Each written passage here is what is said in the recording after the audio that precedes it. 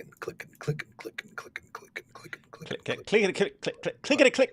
Clack, clack, clack, click and What? Who's this liar? Well, Look at this. He says they haven't started. Lol, liar. We did start. Ha what are you talking ha. about? We're live right You now. see, you've been destroyed. Exposed. Strex Destroyed. fan 9, liar. Hey, you can't joke around like this when you respond to Farid. He gets very upset about that, and he's like, About what? Look what they're doing. They're just joking. They're making sounds. And Oh, I forgot about that. Yeah. And here they are, joking and having a good time.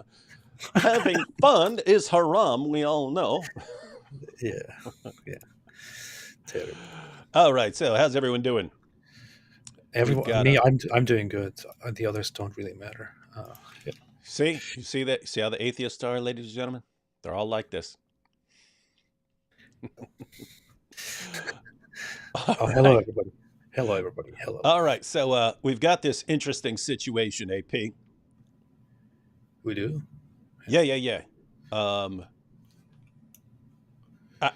Have you heard that the Quran's been perfectly preserved right down to the letter from the time of Muhammad?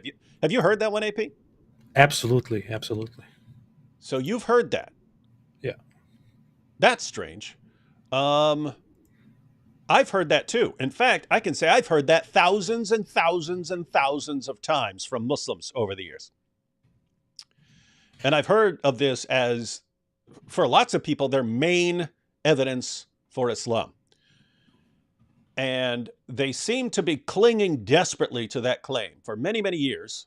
And there were two main turning points. One was Hatun showing up to Speaker's Corner with a bunch of different Qurans in Arabic and actually opening them and putting them in the faces of Muslims and saying, is this the word the same as that word? That was a major turning point. And then the other major turning point was the infamous holes in the narrative interview with Sheikh Yasir Qadhi. And since then, I still encounter it quite a bit from average Muslims, but the more educated Muslims don't seem to be saying this nearly as much anymore. In fact, they're starting to act like they're confused as to where we ever got that. It's interesting stuff. I mean, I've heard so many times throughout my life, the Quran has been perfectly preserved, word for word, letter for letter, dot for dot.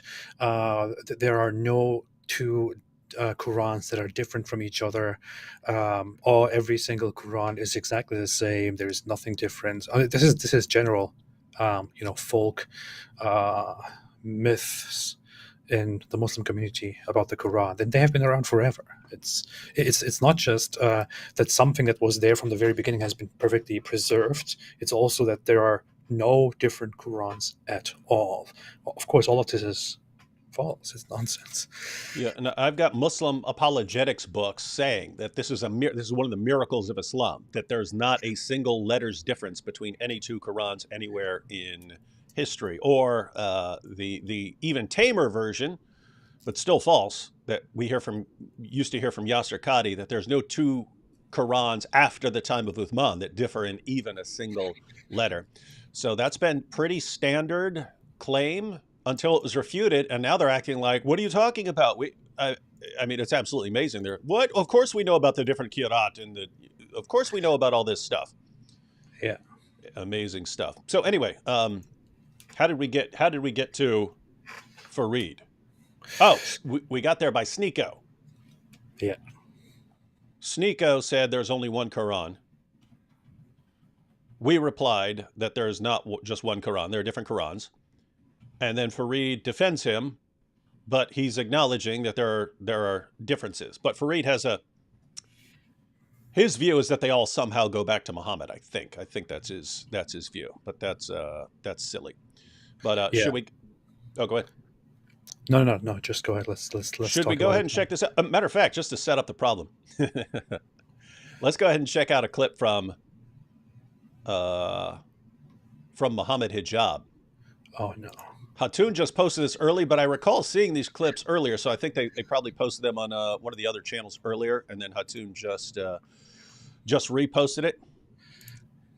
But let's go ahead and check out Muhammad Hijab. The great destroyer of the Quran.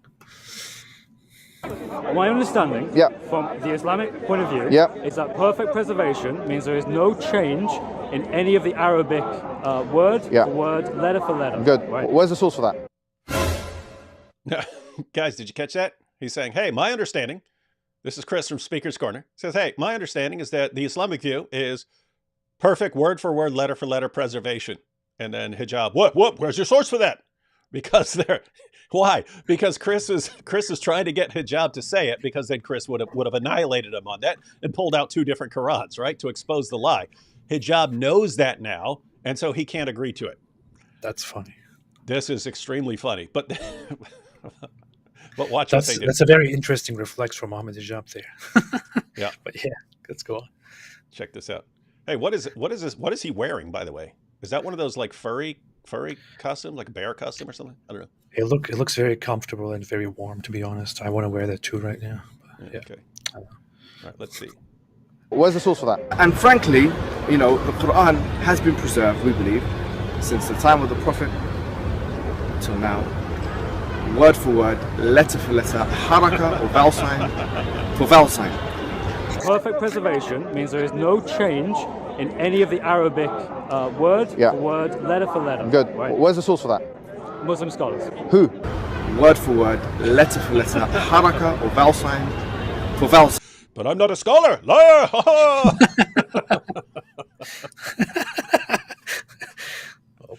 Isn't this amazing? This is what hijab has been claiming for years.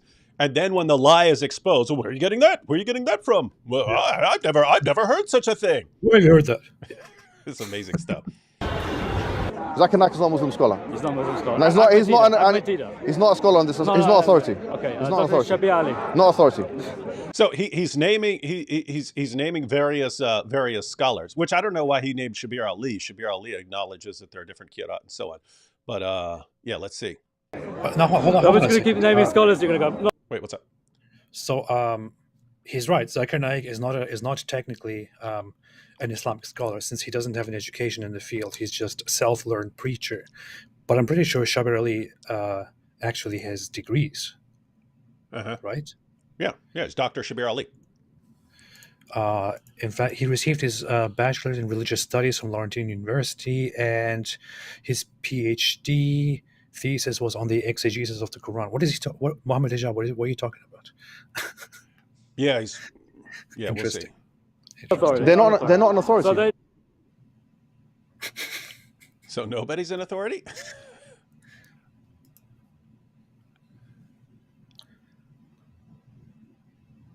Who? These teachers are, mashallah, the most qualified teachers in Europe. How does preservation work? And in other words, how has the Quran been preserved? If it were the case that right now, at this moment, every single mushaf, meaning book or parchment wherein the Quran was inscribed, was to disappear right now, overnight, in every single Muslim community, you will have exactly the same book with exactly the same letters, with exactly the same vowelings. You catch that? AP, is that true or false? False. That's false. Not according to us. Even Farid, who we're about to look, we're about to watch Farid's video. Farid would acknowledge that this is false. Shabir Ali would acknowledge that this is false. Yasir Qadhi, if you catch him when he's not lying, would acknowledge that this is false. This guy's saying every single Muslim community in the world, if every copy of the Quran were actually destroyed, then they would have to, replicate the Quran from memory, and they would all replicate exactly the same thing. They would all come out with exactly the same Quran. And that's false, because they have differences in their recitations in different parts of the world. So this is false. This is Mohammed Hijab saying, if you want to learn anything about the Quran, learn it from this guy. And this guy's a complete liar. But remember, what's this guy saying? Every single Quran in the world would be exactly the same. If Muslims had to replicate it, even from memory, it would be exactly the same, because there's no differences anywhere.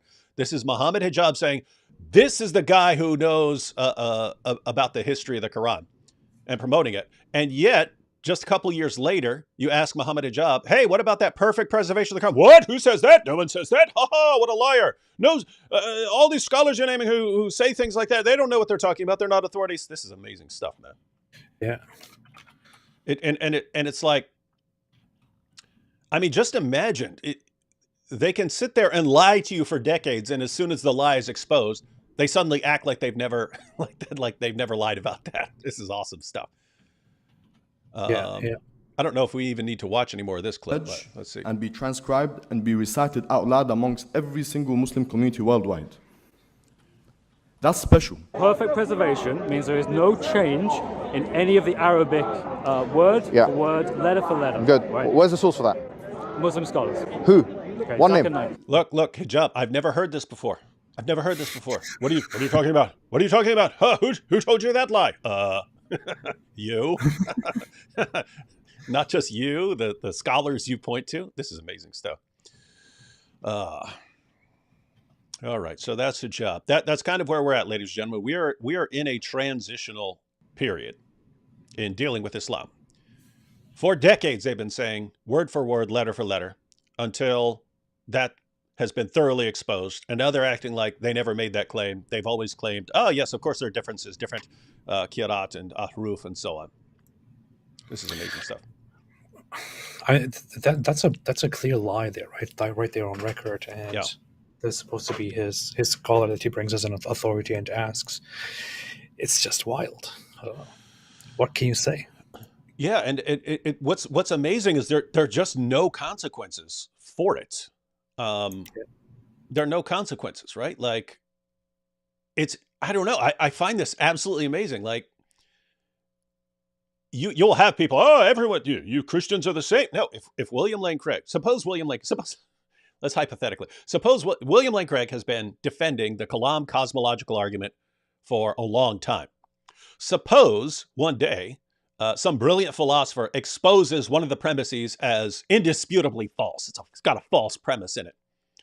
And then suppose William Lane Craig comes out and says, well, of course it's false. I've always known that's false. It would be like, wait, what?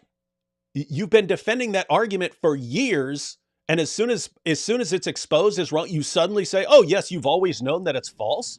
Because this is where we're at right now in the world of DAWAH. For years, perfect preservation right down to the letter. As soon as it's exposed, what are you talking about? We've always known that. This is awesome stuff. It's so wild that even Yasir Qadhi had this whole thing of trying to suppress this as much as possible because the public is not ready to face these facts and to talk about these facts. That's how problematic it was, really. Yeah, and it still is. Someone said, just like politicians, yeah, you do see politicians do this all the time. Like you had, the defund the police politicians and so on like this. And then once that turned into a disaster in certain areas, then it was, no, we never said defund the police. It's our opponents who said defund the police and stuff. So you have interesting stuff like that where people can just walk out one day and say they said the exact opposite of what they said the day before. And if their followers are devout enough, they'll just say, oh, okay. Yeah. Ha, you're lying if you said he said that yesterday. Wait a minute, I've got video of him saying it yesterday. Liar, you edited that, you doctored that video. You took it out of context. That's how they roll. This is amazing stuff. Yeah. All right, so should we get into, I made a video responding to Sneako's claim that there's only one Quran, and I just showed clips of Yasir Qadhi and Shabir Ali talking about differences in the Quran. Then the entire point of that was just to get away from that claim that there's only one Quran perfectly preserved, letter for letter, and so on. Mm-hmm. And then Farid made a live stream responding to my entire video. I only watched like the first half of it, but it looked like he was going through my entire video. And that's actually. I think he was. I think I watched most of the video, and I think that's what he actually did. Which, by the way, that's impressive to me that you actually. We'll do that if we're dealing with like a 10 or 12 minute video or 5 minute video, or maybe up to like 15 or 16 minutes. Can't do it with an entire live stream, because his video is like an hour and 15 minutes long or something like that. Mm-hmm. But we can check out some of it and want to look at two sections. One, he has a little section on versions where he has an objection to calling the Quran different versions of the Quran versions. Don't call them versions. Let's react to it once we see. I want my 72 versions in paradise. I don't like the word versions. It sounds too much like virgins and gets me excited. All right, you ready to check some of this out? Yes. Let's do it. Let's see. Here we go. Take Sneako's claim that there's only one Quran.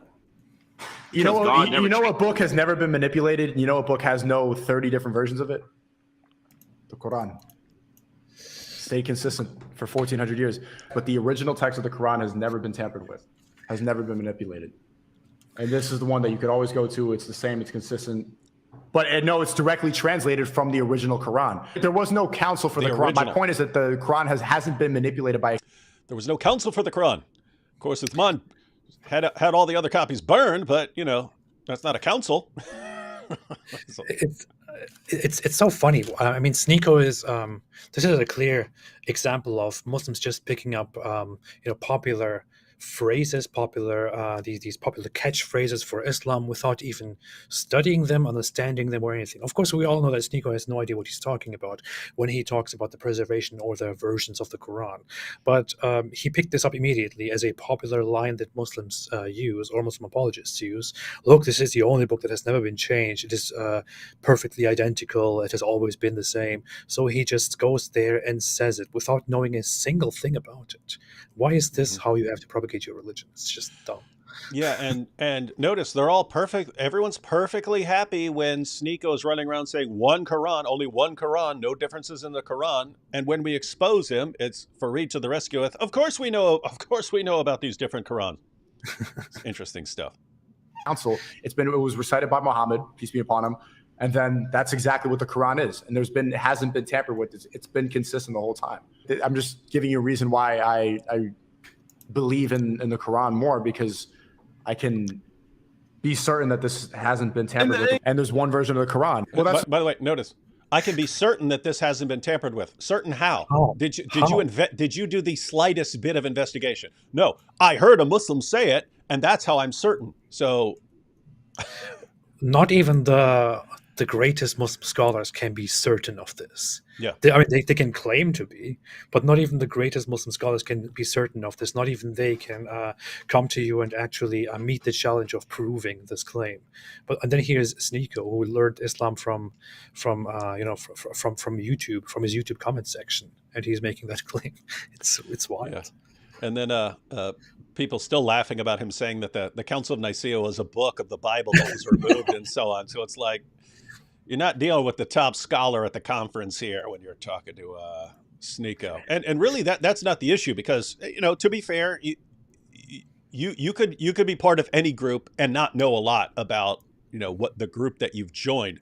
So the real focus here is, where's he getting these claims? We know where he's getting these claims. The DAWAH guys still make these claims if they're talking to someone who's completely ignorant. They don't make the claim anymore to someone who's going to expose them as liars. Like you saw, Chris from Speaker's Corner was trying to get Muhammad Hijab to make his perfect preservation right down to the letter claim. Hijab knows better now. But for some reason, when they're talking to potential converts and stuff, it's so, yes, did you know that there's only one Quran perfectly preserved, letter for letter? Interesting stuff. It's still such a funny thing to bring up. Like if I asked Sneako, okay, why exactly is that a reason for you to believe in this religion? I really wonder what he would say, because it's like, okay, let's say you are right, and let's say it has been perfectly preserved from the very beginning, even since Muhammad. All right, so what? How does it make Islam true? Yeah, like as an example, suppose so there are no like original copies of, let's say, Plato's Republic or something like that. But imagine that people are digging around, in Athens tomorrow, and suddenly they find the original copy signed by Plato. Yeah. Would that make it the miraculous inspired word of God? Because that would have been preserved a lot longer and a lot better than the Quran. What in the name of common sense would that have to do with whether it's from God? Yeah. I have no idea. Exactly. All right. That's what they call DAWAH in the Quran, is trying to spread the truth. Like once you realize the truth, it's good to go and bring other people on board with the truth. So the Quran was revealed to Muhammad, and it's been consistent ever since. Smooth sailing. Only one version of the Quran. There's a comment. First of all, what's that? There's a comment by Peter the Cow said, "AP, Jesus loves you so much. Just look at Council of Nicaea, verse 39." Well, hopefully I mean, he has to get a version of the Bible that still includes that book in order to read that verse. Oh boy, yeah. All right. First of all, we need to get into this. There's an issue with the usage of the term versions. There's a problem with the use of the word versions. And it's interesting because Farid actually goes off less than I've seen other Muslims. I think I've seen Yasir Qadhi go off. No, don't call it versions. Don't call it versions. Call it readings or this or that. But don't call it versions. And the reason is they've been complaining, they're different Bible versions. They've been saying that for years. And so they want to act like they're in this different category. And so you say different versions. And then they don't want to call it versions. But he doesn't flip out as much as certain other Muslims. He comes up with an explanation why not to call it versions. But yeah, let's listen to the explanation. All right, here we go. And of course, we have multiple masahif written in attributed to multiple different qurra being read in different qira'at. And the word versions implies that like the previous version is now obsolete. No, it can imply that if I say, I came out with a new version of this car, that can imply that the old is obsolete. But no, that's who made this rule? Who made this? If I say a movie just came out, right, and you can download it, you can view it on Amazon, or you could just go to the store and buy it in DVD form. I would say, I just bought it. I bought the DVD version of it. Does this mean that that the content is completely different and that it is better than the other versions that exist? Does it mean this is an improved version? No, that's not what that word means. Who made this rule up? No, so I've got you've got like the English Standard Version of the Bible and the New International Version of the Bible. Those are translations, right? Yeah. They're called versions. Why? Because they are different translations. That's what a version is, right? They're translating the same books of the Bible, but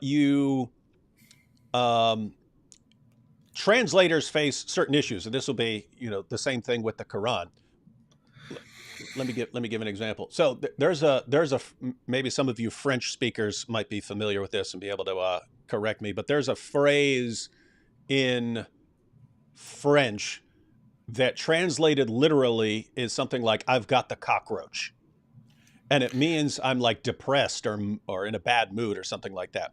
But that they say, I've got the cockroach. Now, if you were translating a book that was written in French and one of the characters in the book said, I've got the cockroach, as a translator, you'd be faced with a little, you don't want to call it a dilemma, but you'd have a choice of how to translate that. You could translate it literally. You could translate it into English as I've got the cockroach, in which case it wouldn't convey the same meaning because people wouldn't understand it. Or you would come up with the English equivalent, not of the direct translation, but what's the meaning. So you could translate it in English as I've got the cockroach and maybe include a footnote on what this means in French. Or you could just translate it as I'm feeling down or something like that. Which, even though that's not a literal translation, that's the meaning of it. So translators have to deal with issues like this all the time. And what you'll end up with is people tend to take certain approaches. In other words, if someone is favoring the meaning over the literal translation, well, they're probably going to do that quite frequently. And if someone favors a literal translation over just conveying the same meaning, they're probably going to stick with that for a while. And so you'd end up with English Standard Version, which is it tends to be more literal, and New International Version, which tends to be more focused on getting the meaning across. Even then, there's not significant differences between them. So the point here is those are different versions. They call those different versions. You don't have to, but those are different versions. So what is your problem with calling different versions of the Quran different versions. No one's saying anything about obsolete. No one's saying, oh, the ESV makes the NIV obsolete, or the NIV makes the ESV obsolete. No one's making that claim.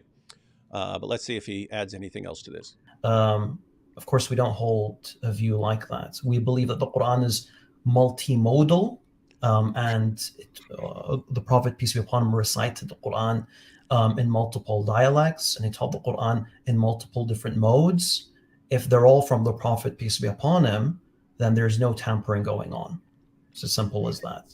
And I have multiple videos on the subject of the 7 ahruf, and I have multiple videos explaining the wisdom behind them and how it created ease for the community. And for those that are interested in those videos, do check out my playlist in defense of the Quran.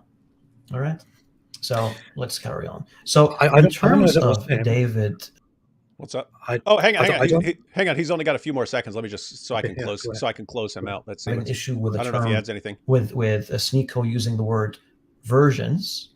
I agree with Sneako. I'd never use the word versions because again, versions imply that like previous versions are obsolete. No. Yeah, let's carry on. It doesn't matter if you prefer to use it or not. It is a completely valid. I don't know if it was him. Who was that? Just recently, again with the whole Sneako issue, when we referred to the different Quran translations as versions, there was a similar objection that you cannot say this, but you can. You actually can, and it's entirely valid. I could refer to Sahih International and I don't know. Pictol or whatever it is as different versions in the Sahih International version, in the Yusuf Ali version, in this version and that version would be completely a valid use of the word version. This is just a very strange, not to me strange, I think a very typically Islamic anxiety over something as little as words, where you are afraid of making a wrong judgment and angering Allah. It's ridiculous. Yeah. Let's it's the Cambridge. This is a Cambridge dictionary. Version. Version, noun. A particular form of something that is slightly different from other forms of the same thing. No. So is the let's say hafs a particular form of something that is slightly different from other forms of the same thing, such as the warsh? Is that the same thing? Yes, that's what the word version means. So we don't need any special meaning, any special uniquely Islamic understanding of the word version. You know what? You know what it reminds me of? What don't call it a version? Because they're like this with. Matter of fact, let me give an example. Ready? Let me pull up a passage here. I'm scared of calling it version. Call it anything but version. Call it modes and readings and all this stuff. Okay, I'll just call it versions. How about that? So you guys can't make a ridiculous claim. All right, here we go. So this is Sahih al-Bukhari. Narrated Abdullah, the Prophet said, "It is a bad thing that some of you say, I have forgotten such and such verse of the Quran. For indeed, he has been caused by Allah to forget it. So you must keep on reciting the Quran, because it escapes from the hearts of men faster than camels do." Faster than camels do. I know what he's talking about, because other versions of the same hadith is like faster than a camel escapes from, if you untie a camel or something like that. But notice, people complain, "Hey, I forgot part of the Quran." He says, no, don't say that. You've been caused by Allah to forget it. But look at what he says. So keep on reciting the Quran because it'll escape from your heart. It's like, wait a minute.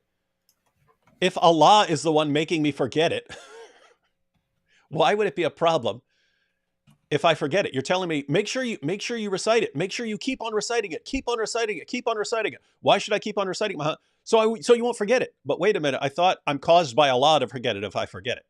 Right? Yeah.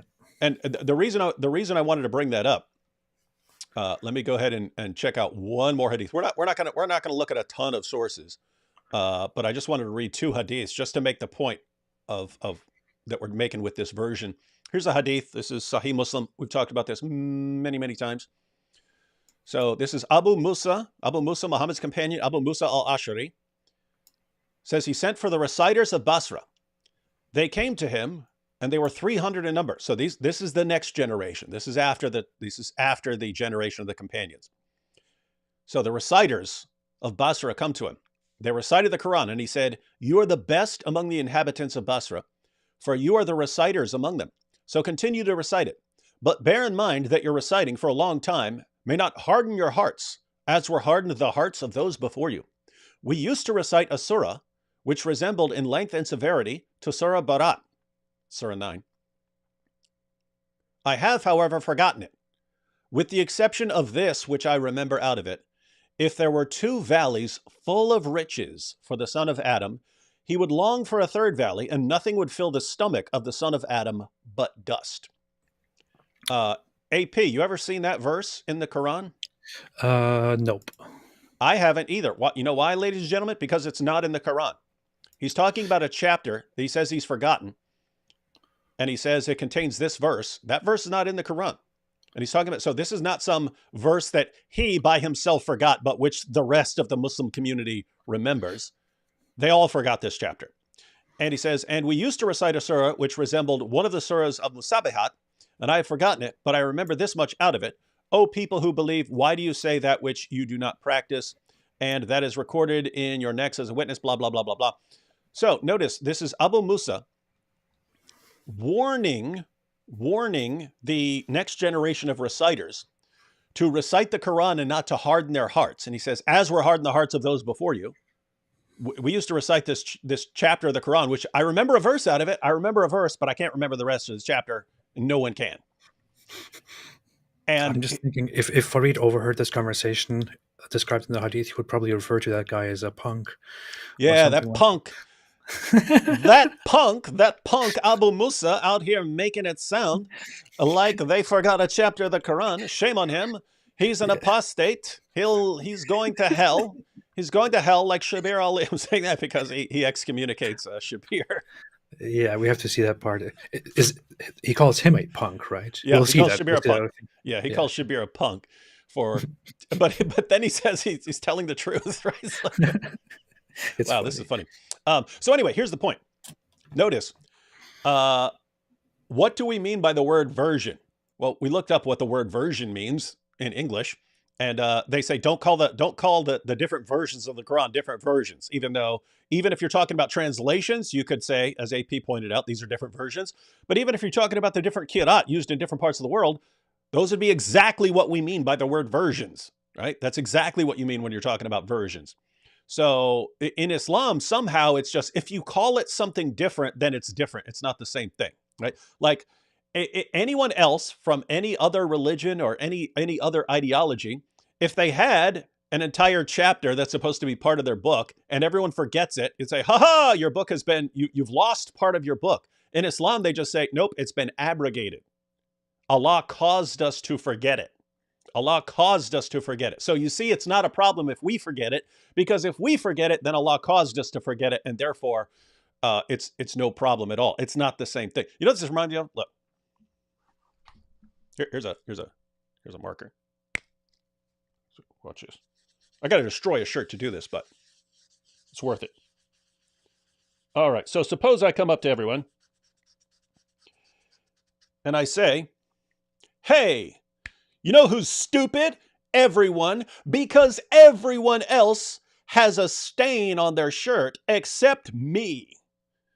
And you say, what are you talking about, David? You've got a stain right there on your shirt too. I say, no. Everyone else has a stain. I don't have a stain on my shirt. I say, David, what are you talking about? I see the stain right in front of me. It's right there on your shirt. And I say, no. See, I call this a slub glop. I don't call this a stain. I call it a slub glop. So in your face, I don't have a stain. You all have stains on your shirt. I have no stain on my shirt. I've just got a slub glop. You see? I'm superior to everyone else.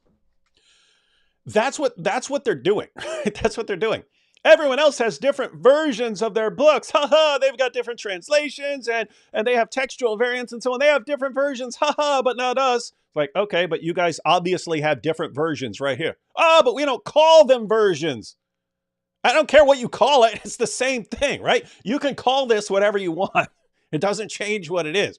If someone forgets something and you want to call it something else, or say it's abrogated or something like that, or it doesn't matter what you call it. It's the same concept. This is weird stuff. For some reason, they just think, hey, you're muted, dude. Why are you muted? Did you mute yourself? Sorry. Yeah.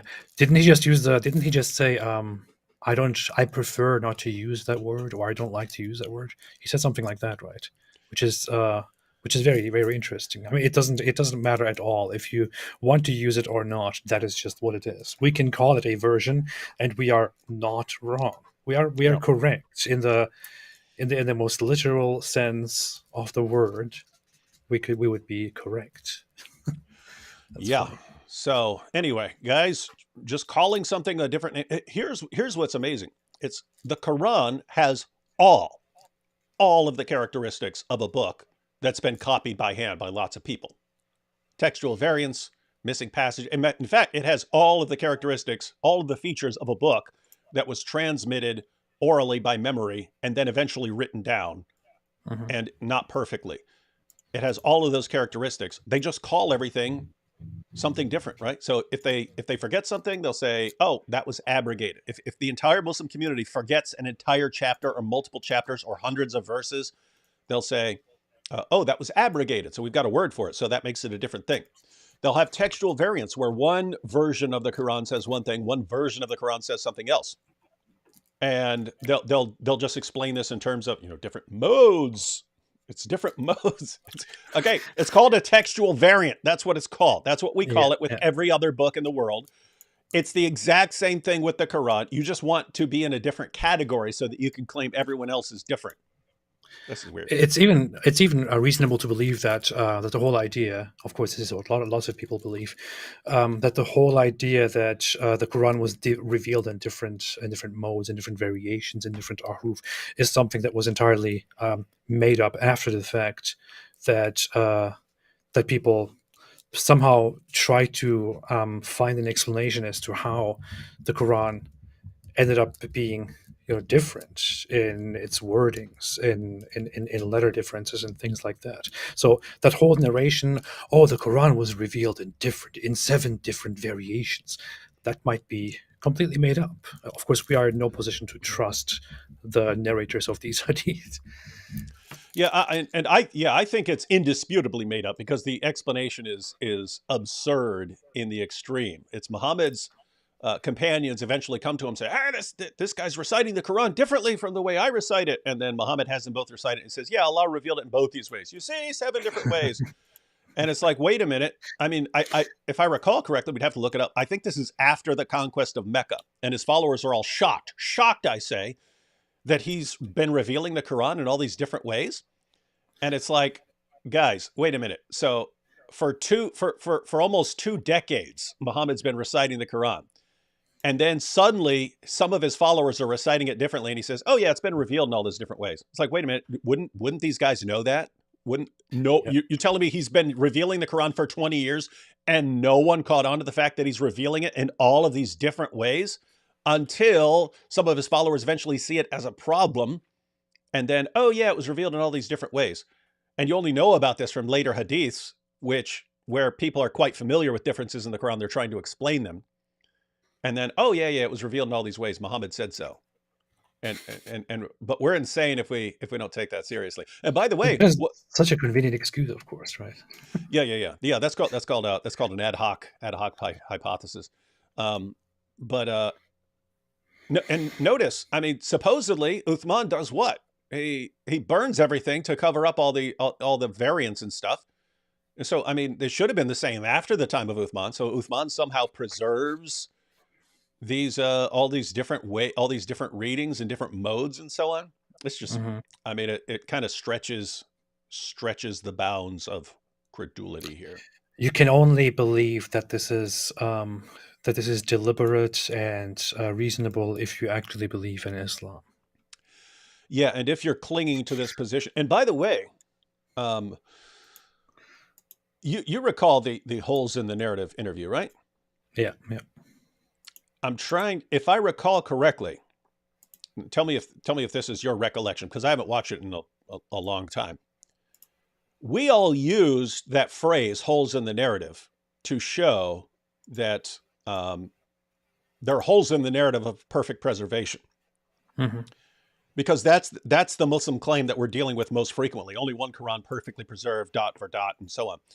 And so we're responding to that. We're using it to respond to that. But in context, in the video, he's actually saying something significantly more damaging, because he takes it for granted that there are differences in the different qira'at and so on. What he was explaining, what he was actually saying in that section on the holes in the narrative, which is what set people like Farid off, is he's saying you can't actually explain the differences in terms of ahruf and qira'at. It doesn't work. I have it in my memory. I never watched the full video, but I watched those sections in the context. But as far as I remember it, maybe we are both wrong, maybe I'm completely wrong, but I don't know. This is how I have it in my mind. He was discussing how they came into existence, and what you learn in academia on basically the nature of the differences on the collection and how all of this comes into existence. And he refers to that standard narrative and says the standard narrative has holes in it. So he's not just referring to the standard narrative as the claim that it has been perfectly preserved word for word. He refers to the whole nature of why and how this happened as the standard narrative, and then says it has holes in it. That's how I remember it as well. So you can think of this as like levels or stages or something. So if you're just an average Muslim, your leaders will tell, your scholars, including Yasir Qadhi, will tell you perfect preservation right down to the letter. That's the history of the Quran. Then eventually, if you become a student of knowledge, they'll tell you, of course, there are all these differences in different Qurans and so on. We have all these different versions, just don't call them versions.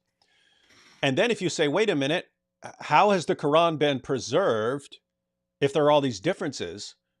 And the standard narrative is, well, Muhammad said it was revealed in these, different ahruf, and then there are the different qira'at, and then there are this, and so that's how we explain it. And Yasir Qadhi is acknowledging the explanations that we will give, even at the scholarly level, don't actually work. These explanations do not work. There are holes in the narrative. He says he's working on an explanation. He's trying to figure it out. But I think this is what eventually, I think this is what gave rise to the entire discussion, because I think behind the scenes, Yasir Qadhi was telling Muslims in chat rooms and stuff like that, actually, that explanation doesn't work. That doesn't, you can't explain it in terms of dialect. You can't explain it in terms of this. It doesn't work.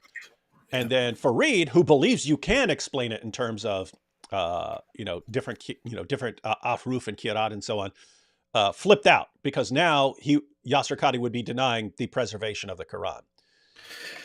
I would say it's easy for Farid to believe any explanation.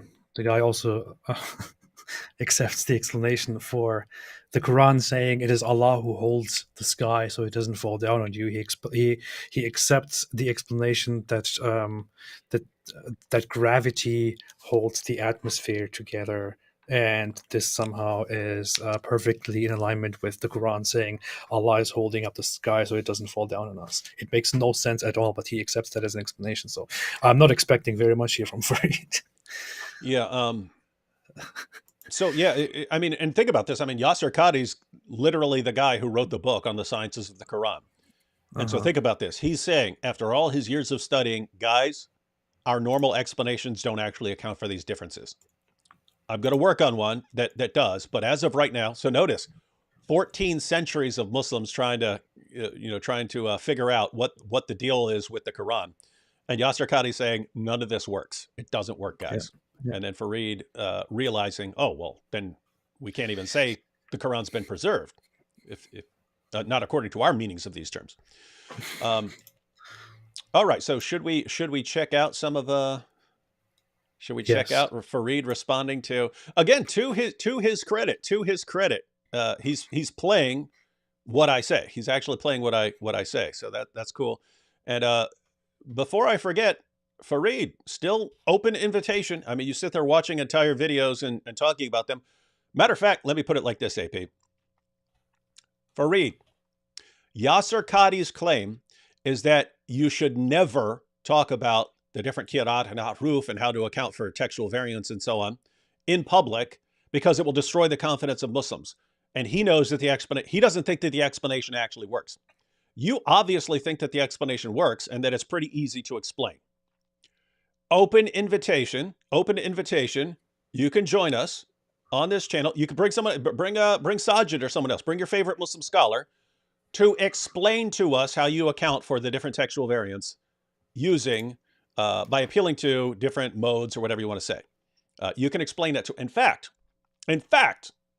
just to sweeten the deal here, you can explain, we'll obviously have some questions and objections along the way, but for the most part, we'll be trying to get you to give an explanation of how this works, how to make sense out of the perfect preservation of the Quran, and how all of this goes back to Muhammad. You can explain all of that to us. And then at the end, I'll give you five uninterrupted minutes of dawah, uninterrupted. Well, you could say anything. You could give the 5 minutes of any dawah you want. You can lie all you want, anything. I won't interrupt you. So that's the invitation. Come here, join us, explain it to us. And why wouldn't you? I mean, if we're sitting here saying, this is ridiculous, and you believe you can actually explain it to us, why wouldn't you do that? I mean, you've got all these people, for years, Muslims have been saying perfect preservation right down to the letter, no variants. And then that's been exposed as a lie. And now you're saying, but the Qira'at and so on explains this. Okay, we don't see how it works. I do not believe your explanation actually works. Yasir Qadhi doesn't believe your explanation actually works. So if you want to refute Yasir Qadhi, it's very simple. Join us, explain all this for us. And if you can make sense of it, then what in the world? Why? We will stand refuted and corrected. Actually, you're saying this and you want to invite the guy, but he did prior to this react to our invitation that we extended to him on a different stream, and he said something along the lines of, "I have too much self-respect to come on your channel. I have too much self-respect to come on a live stream with you," or something like that. Wait, but he'll sit there making dozens of video responses to us, but not. I know that's the irony of it. He says, "I have too much self-respect to come and discuss with you," and then he just sits there and makes hours and hours and hours of content just about us. It's funny. And AP, seriously, doesn't that cause you to? If I were to try and figure out why he doesn't want to join us, is that the reason, or is it at the end of the day he doesn't think his explanations would actually stand up to the slightest bit of scrutiny? In other words, hey, as long as I'm talking to my fans on my channel who won't question anything I say, then I can get away with this. But if I were to actually try to explain the ahruf and qira'at to people who don't already agree with me, I'm not going to be able to get very far. Yeah, he doesn't actually want to expose people to the actual substance of the arguments that he's trying to make and that we are making. He feels insecure about that, I would say, which is why also he said to me in the past that he would debate me, and then when I reminded him of it, he said that he has been advised not to share a platform with me because of the things I have done in the past, or because of my disrespectful behavior. So he has concluded not to do it, and then he blocked me, which is very weird because when he initially said that he would debate me, he already knew all the stuff that I was, how disrespectful I was. Yeah. All right. Weird stuff. All right. Well, let's go through some of this. This is actually funny because he accidentally proves me right repeatedly. Yeah. And so this is going to be fun. All right. Let me get the clip up. Now, did Sneako examine Qurans from around the world and discover that they're all identical? Of course he didn't. Dawagandists told him that there's only one Quran, and he believed them without bothering to investigate. So where did Sneako hear that there's only one Quran? Well, he probably heard it from lots of Muslims because the myth of one Quran has been spreading for a few decades now. Yes, I said for a few decades. For most of Islamic history, Muslims understood that there were different Qurans. But eventually, Muslim scholars and Dawagandists realized that they could impress people by lying.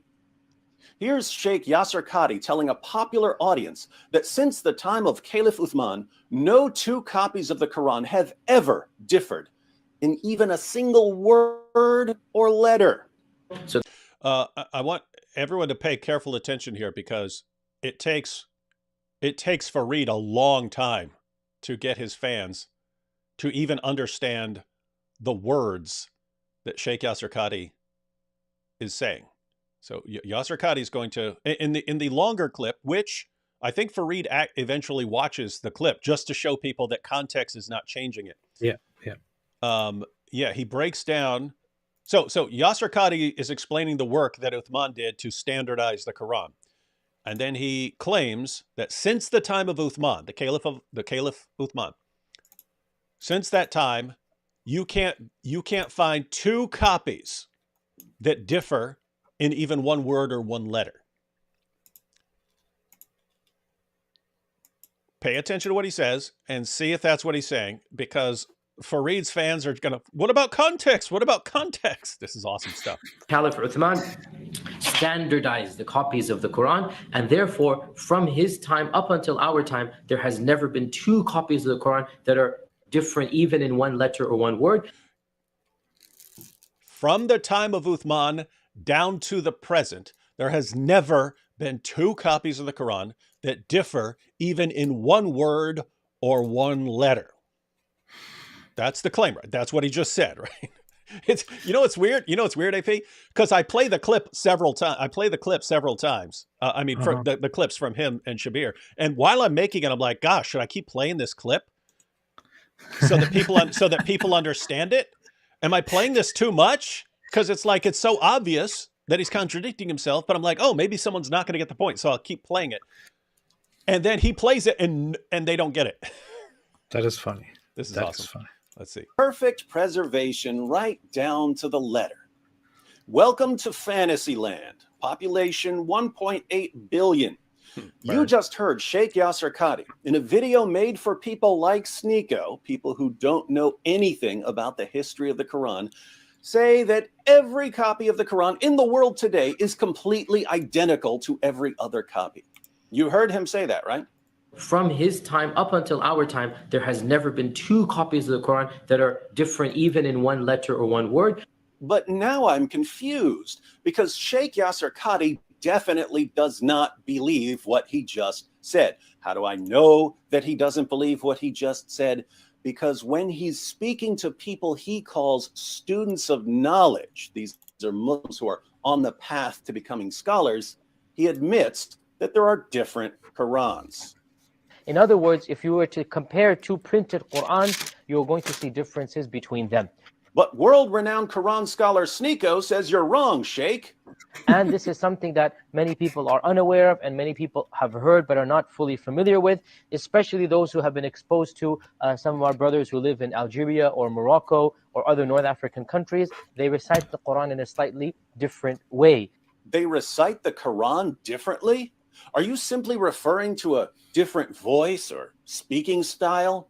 Not just a voice or not just a speaking style, but also changes in letters and words and harakat. Different letters and words? Here I thought that no two copies of the Quran differed in even a single letter or word. Where did I get that idea? From his time up until our time, there has never been two copies of the Quran that are different even in one letter or one word. Oh, that's just what Sheikh Yasir Qadhi says to people like Sneako. What does he say to students of knowledge again? In other words, if you were to compare two printed Qurans, you're going to see differences between them. Changes in letters and words and harakat. If you'd like to perform a fun experiment, line up 1,000 fans of Sheikh Yasir Qadhi. Show them clips of him saying that the Quran has been perfectly preserved right down to the letter.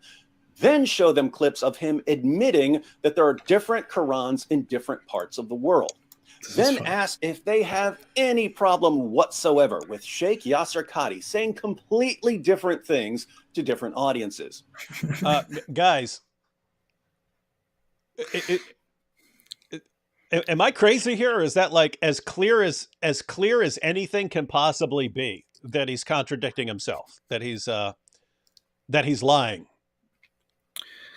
I mean, he makes it very clear, right? He says in the one clip that no two Qurans are different since that time, in letter, and in the other video, he clearly and explicitly says that there are differences, and he explicitly says not just in in sound or recitation. It's directly in words or in letters, in words. Yeah. Yeah, so in one clip made for a popular audience, from the time of Uthman to now, so any two copies ever, from the time of Uthman to now, not one letter or word of difference between any two copies of the Quran. And then when he's talking to students of knowledge, hey, if you got two different Qurans, you'll see differences. Especially, and he even names the region. And by the way, notice, because this not only contradicts what he said there, it contradicts the Muhammad Hijab's scholar who, hey, different Muslims in different parts of the world, if every copy of the Quran in the entire world were destroyed, just from their memory, they would reproduce it and it would be exactly letter for letter, word for word, the same everywhere. I was like, wait a minute, what about in Morocco where they're reciting the Warsh Quran? Would that be exactly the same letter for letter? No, it's false. The guy knows it's false. Why are people like Yasir Qadhi and all these other guys glad to lie about this? All right, so notice, AP, here's what's hilarious, right? I say you can perform an experiment. You can line up. I was talking about Yasir Qadhi's followers. Why this is so interesting is Farid does it with his followers who can't stand Yasir Qadhi, and they still don't see any problem with what he just said. This is interesting stuff. Ready to go for this? Here we go. Yes. They won't have any problem with this at all, because propagandists don't simply lie to their listeners. They also psychologically condition their... Oh my goodness, I didn't remember I said all this. Guys, listen to what I'm saying. So Yasir Qadhi clearly, indisputably was lying, right? He was saying perfect preservation right down to the letter, no differences between any two Qurans. Then he's talking to students of knowledge, says something completely different. Yes, there are different versions of the Quran. There are different, whatever you want to call them, but they have different words and different letters. And then I point out that these DAWAH guys, they don't just lie, they condition their listeners to accept lies. They condition their followers to accept it when they lie and not to see a problem with it. And this is like a very clear example of this, where the man is indisputably lying. I advocate a little test saying, hey, you could line up a bunch of these guys. You could line up a bunch of these DAWAH fans and ask them if they see any problem with this. They'll say no. And then Farid, in order to refute me, performs the experiment. Let me back up, AP. I want to back up just because I want everyone to see exactly what the challenge was, and Farid inviting his fans to prove me wrong and accidentally proving me right, and then spending the next 30 minutes trying to prove me wrong. All right, so here we go. They have any problem whatsoever with Sheikh Yasir. Back up. All right. Experiment. Line up 1,000 fans of Sheikh Yasir Qadhi. Show them clips of him saying that the Quran has been perfectly preserved right down to the letter. Then show them clips of him admitting that there are different Qurans in different parts of the world. Then ask if they have any problem whatsoever with Sheikh Yasir Qadhi saying completely different things to different audiences. They won't have any problem with this at all, because propagandists don't simply lie to their listeners. They also psychologically condition their listeners to think that it's okay to lie for DAWAH. Fascinating religion. All right, here's Farid's refutation of me. Yalla, guys. Is Yasir Qadhi contradicting himself in both clips? Uh-huh. Yeah. So he just asked his audience. And they're responding. And by the way, it's actually funnier. You can go to the actual video, ladies and gentlemen. The link is in the description. You could go to his video. We got nope. No, he's not contradicting himself. Nope. No, he's not contradicting himself. Nope. Nope, not contradicting himself. We got yes. Oh, someone said yes. Brave man. We got no. No. These people are probably We got proud. no. Proud of saying no. We got no. No. Oh, I know the right answer. It's no. Yeah, you know, it's fun. Like I said, you can go to the original, watch it there because it's like no, no, no, no, no, no, no, no, no, yes, no, no, no, no, no, no, no, no, yes, no, no, no, no, no. In other words, he's showing that for the vast majority of his viewers, again, these are not Yasir Qadhi fans. These are Farid's fans. Farid can't stand Yasir Qadhi. Yeah. So even Farid's fans, people who can't stand Yasir Qadhi, they still don't see any problem with Yasir Qadhi walking up to one group and saying, perfect preservation right down to the letter, no variants ever in the entire, since the time of Uthman. And oh, yes, of course, in copies today, which are definitely since the time of Uthman, you have all these differences.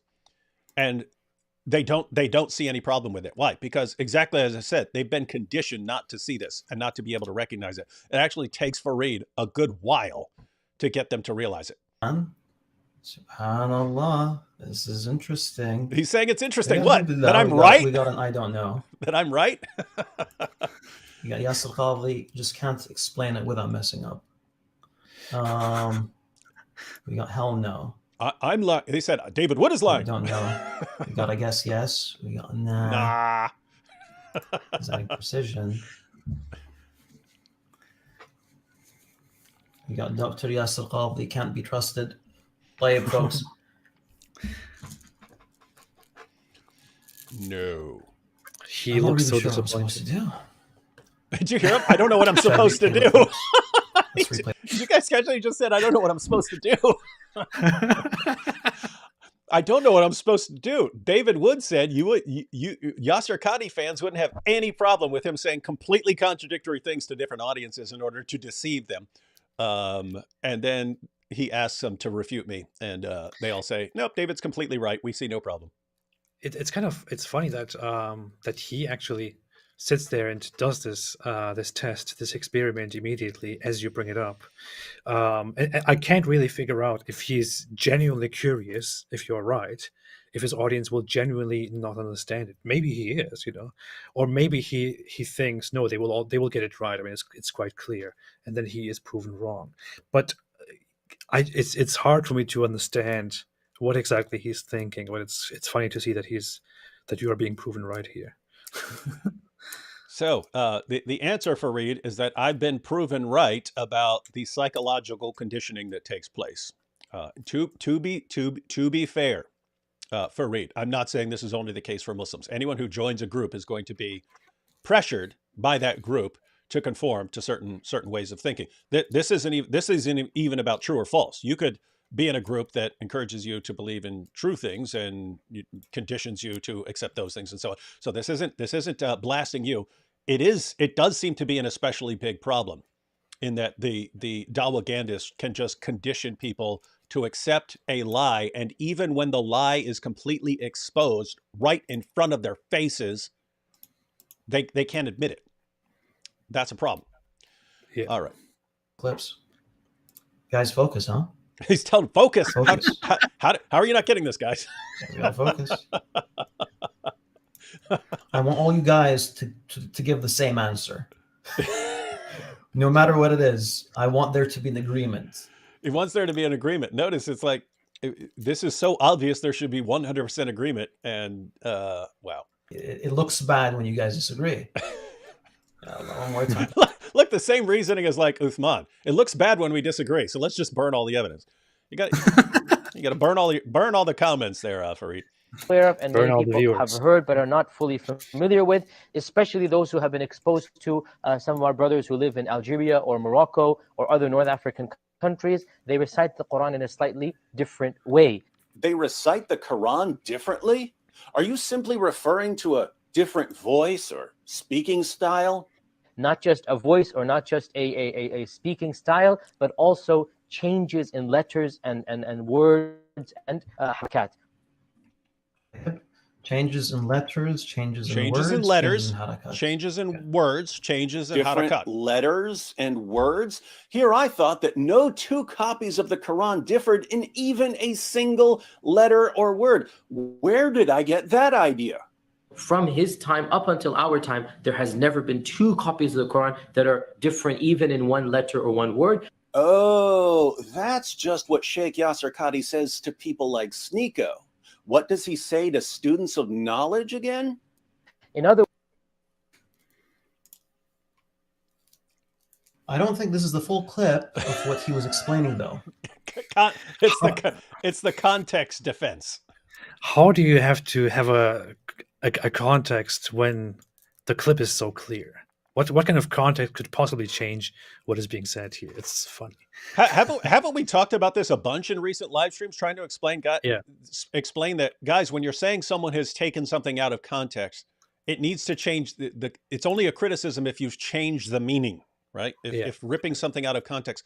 For instance, if you were to watch the entire Yasir Qadhi video where he says, since the time of Uthman, no two Qurans have differed even in a single letter.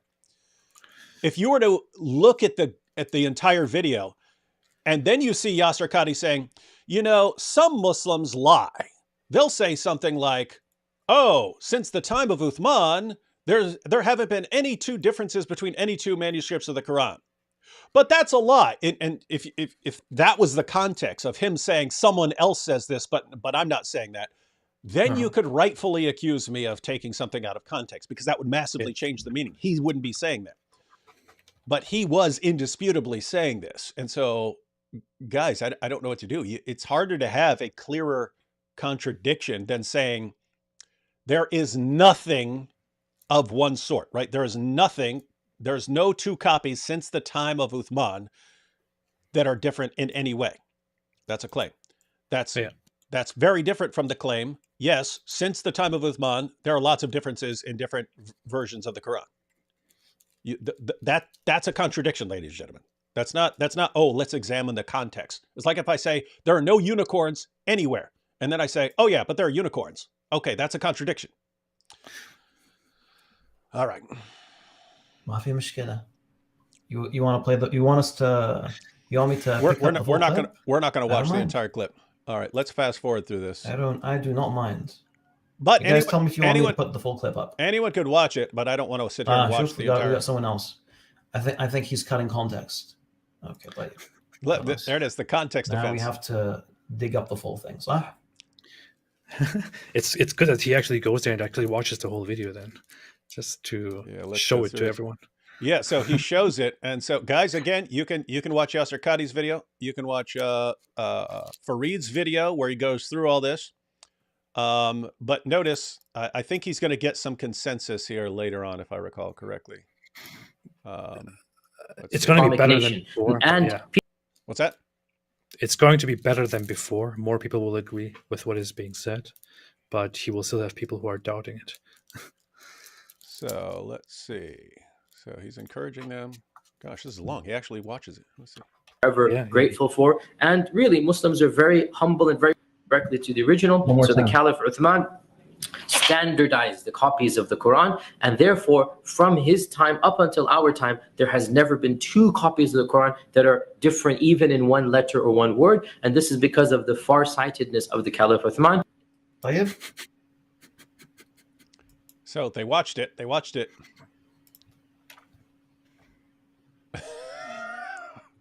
Well, he's so confused, Farid. So I don't want anyone saying we need to see the context. Because we just watched it. Okay, 1 sec. Let's go back to it.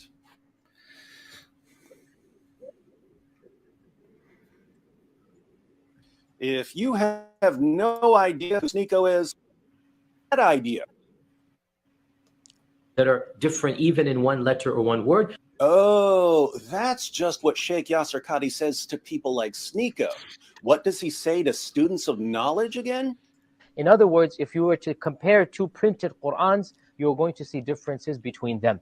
Changes in letters and words and harakat.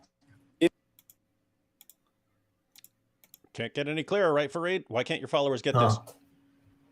Is Yasir Qadhi contradicting himself? Uh-huh.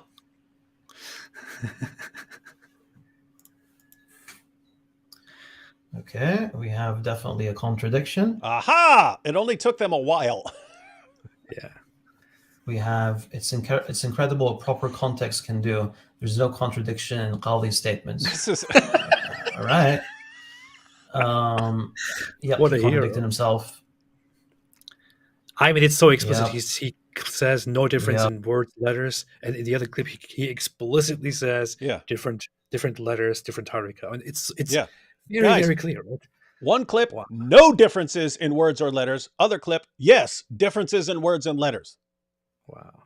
That is the definition of a contradiction.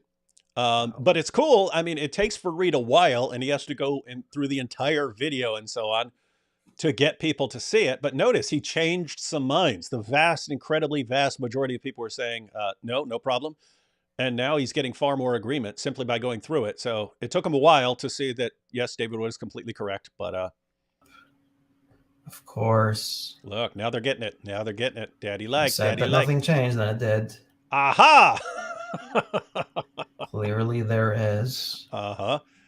Nice. Good job, Farid, exposing the DAWAH lies. He's not on about the qira'at there. I'm not sure what you're talking about.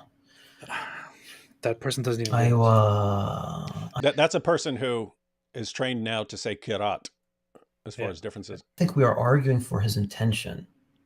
Maybe that's what's going on. Maybe we're assuming matters that have to do with intention right now. Forget about intention. Is there a contradiction? What does it even mean? Yeah, I think someone was saying maybe we're thinking in terms of, is he intending to deceive or something like that? And there, I would say indisputably, right? This is not, keep in mind, right? You could have a person who changes his mind eventually about a topic, right? And they're like, I mean, you could go through my life. The things I said when I was 18 are very different from things I would say right now. You say, so if you took some of them, you'd say, oh, you contradicted yourself. Well, no, I've changed my mind on certain things. So you could, in theory, have Yasir Qadhi or some other Muslim saying, yeah, perfect preservation right down to the letter. And then in a different context, years later, after knowing more, changing their mind. That's not Yasir Qadhi. That clip from the Why Islam campaign was long after Qadhi wrote a book on the sciences of the Quran. He's very, very familiar with variants in the different qira'at and so on. So you can only attribute that to line. Yeah. I think Farid even adds the remark later that it cannot be that he's ignorant, that he learned later, or he makes a judgment there. Let's see. The latter part is a contradiction. Letter part is a contradiction, saying there's no differences in letters. And I mean, same thing with the words, though. First video is about different qira'at. Second video is about Harf of Quraysh. No, it's not. This is someone defending him. Guys, it doesn't matter what in the world you're talking about. If you say no two copies of the Quran since the time of Uthman differ in even one letter, that's false. You can't say, oh, he's referring to. He's referring to copies of the Quran. That's what he's referring to. Yeah. Okay, I'm not sure which is the first video and which is the second video. Let's say this video with a white background and the Huda video. The Huda video is the one where he's sitting down, not the one with a white background.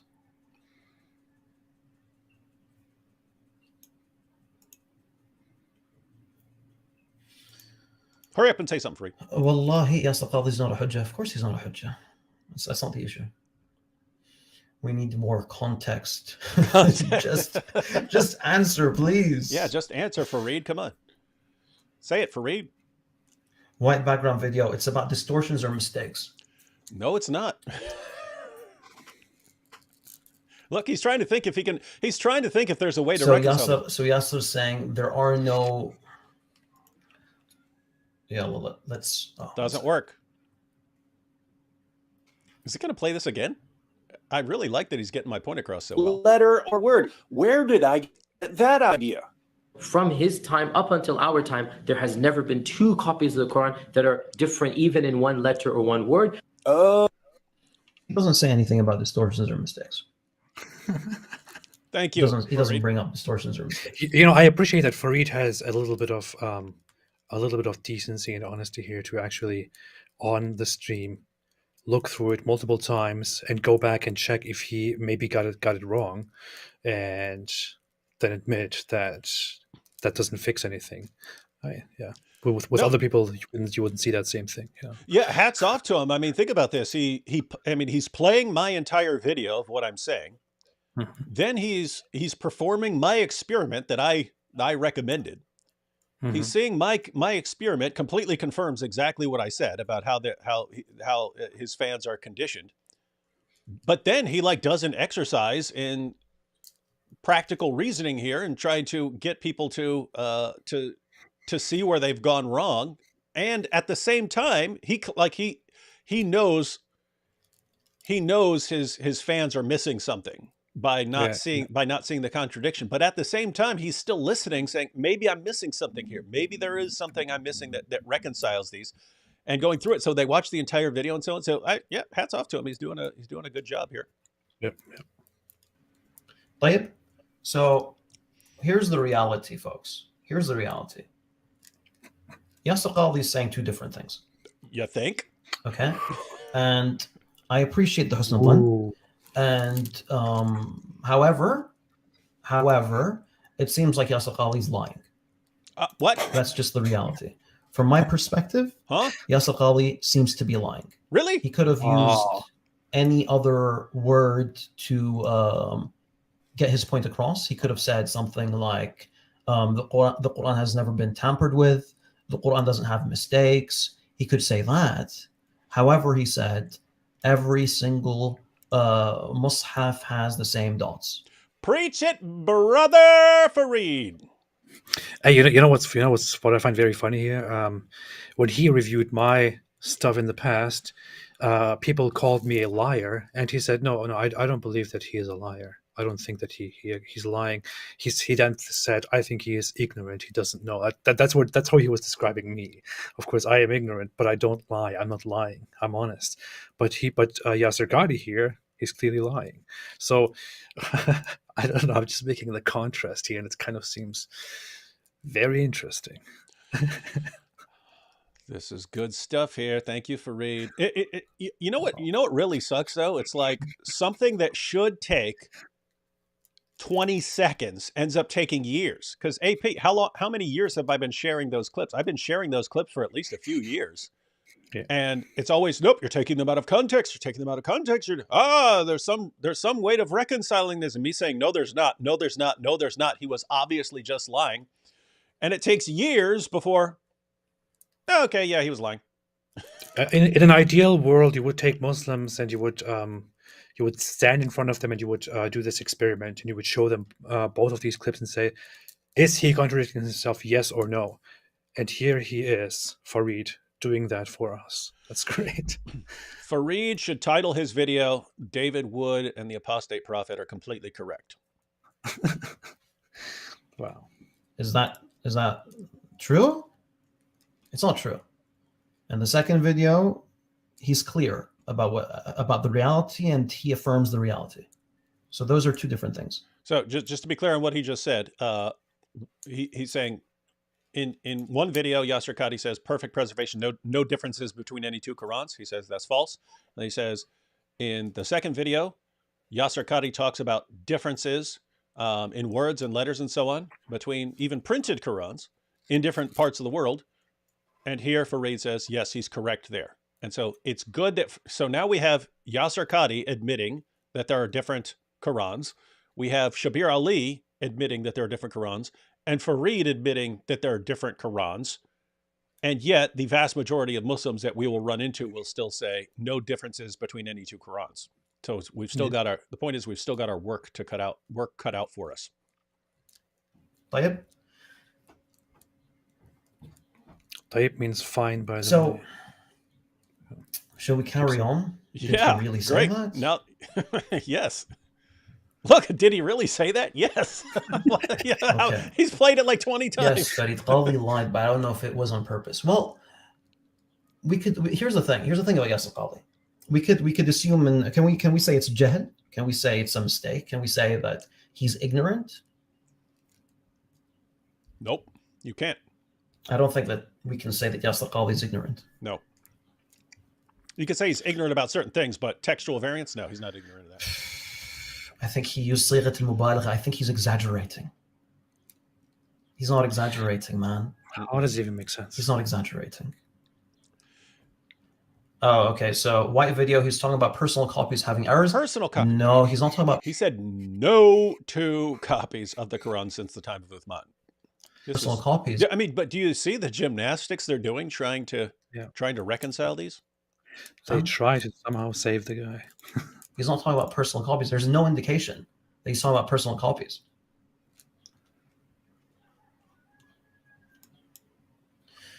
So we have a few folks here saying that, yes, it's a contradiction. And we have a few folks here saying that, no, it wasn't a contradiction. So Qadhi should have picked better words. Again, I don't think this is funny. Oh, maybe he's just exaggerating. Maybe it's different. He should pick different words. Guys, he lied. He knows there are differences. He knows there are textual variants. He knows there are copyist mistakes. He knows all of this. And he said the exact opposite of what reality is. Yasir, who's going to speak about this subject, who's prepared something, who's probably even reading off a teleprompter, is, making mistakes with his word choice. I believe that he finds this issue. I believe that he finds the topic of the qira'at to be problematic for like the layman audience, and therefore he simply lied. That's why. Would you agree with that? Because Farid just tried to offer his explanation of what's going on, because other people are trying to give him the benefit of the doubt. Maybe he misspoke. Farid's pointing out there's no way that was him just accidentally misspeaking or something like that. So Farid is saying the real reason Sheikh Yasir Qadhi, and Farid has good evidence for this based on the Muhammad hijab holes in the narrative interview. Qadhi kept saying, do not discuss this in front of other people. Do not discuss this. This is bad. Do not discuss these kirat and so on. Don't discuss this stuff. So think about this. Yasir Qadhi's real position, admittedly, according to him, not according to me, not according to Farid, according to Yasir Qadhi, his real position is, if you try to explain differences in different Qurans by appealing to the kirat and ahruf and so on, it's just going to confuse people, and they're no longer going to believe in the preservation of the Quran. So keep your mouth shut about all of this. Okay. Shut up. Well, what are you supposed to say to Muslims then? Well, you see what he says to what are you supposed to say Muslims at the popular level, or to unbelievers? What are you supposed to say? Well, he showed that in the clip. You're supposed to say no differences anywhere. It's amazing. So I agree with Farid here.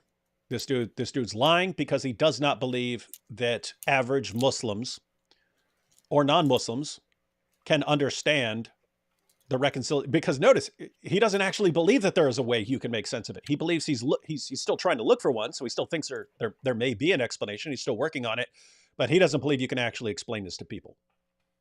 And by the way, if Yasir Qadhi comes out and puts like some sort of clarification, and he says, no, I wasn't lying, I actually meant this. Farid, you messed up in the context. If you go back to the video with the white background, you'll notice that I meant this. If he does that, I don't mind admitting that I made a mistake. However, right now, from what I've seen, it looks bad for Yasir. It really looks like he's lying. Okay, so someone's saying, but what is the context of the second video? It doesn't matter what the context is of the second video, because the second video is correct. What he's saying in the second video, the video in which he's in Huda, is 100% correct. Notice, ladies and gentlemen, this Farid saying in the second, so first video, he's lying. Why is he lying? He's saying there's only one Quran perfectly preserved. Farid says second video, he's telling the truth. Why? He acknowledges there are different Qurans in different parts of the world. This is amazing stuff here, man. Yeah. But it's the first video, the one with the white background, where he's saying something that's simply untrue. Okay? Untrue. And by the way, guys, here's the thing. Yeah. If we're going to, if we have to, we call Christians out for ignoring the mistakes and the lies and the manipulations of their own people, right? But when one of our own lies, we let it go. I would like to say something about that here. I'm pretty sure that we call out Muslims for lying all the time, for very clearly lying. We don't just accuse them of lying, we catch their lies and call them out on that. And a lot of Muslim apologists, including Farid himself, just let it go and don't say anything about it. I mean, just an example, I actually recorded a video about this in response to what he said here. I need to edit and publish it. But just an example, Muhammad Hijab, in his discussion with me, lied and lied and lied through his teeth. I mean, you have seen the the final video that I made as a response to him, a 2-hour long video, I think, the end of Muhammad Hijab, in which I mentioned so many of his lies, even lying clearly about apostasy laws, about what early Muslims believed and what evidence we have, and so on. This guy didn't say a single thing in response to that.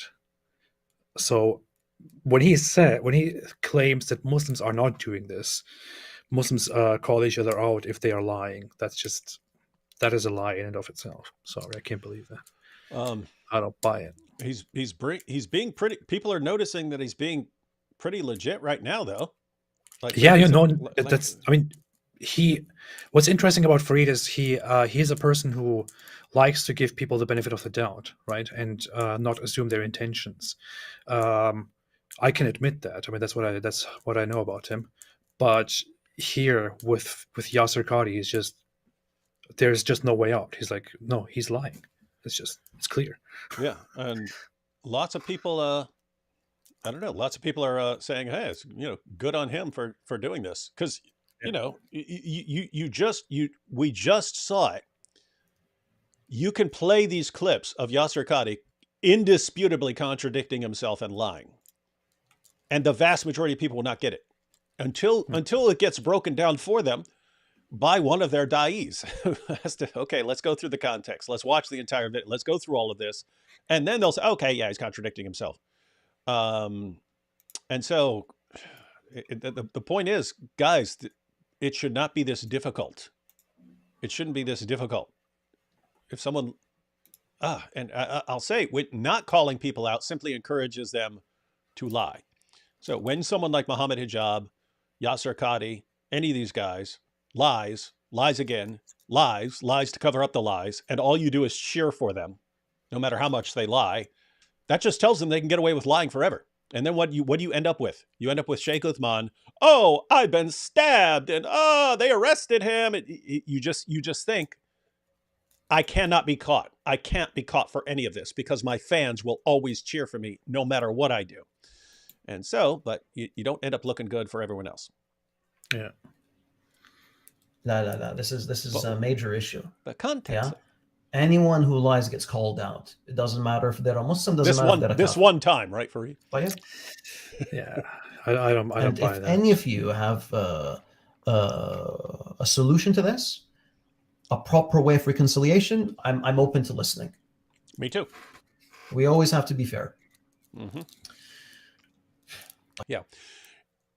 Not just with Yasir Qadhi, ladies and gentlemen. If you have a solution to decades of da'is saying one Quran, no differences, no variants anywhere in the entire history of the Quran, or at least since the time of Uthman, with the fact that there are piles and piles and piles of differences between different Qurans, if you can figure out a reconciliation for that, be my guest. Until then, I can only conclude lying is pretty standard DAWAH practice. Let's carry on. Good. Finally. Can we get to Shabir? I don't even know if he goes into Shabir now. We want to get to the Shabir, and then we'll wrap it up.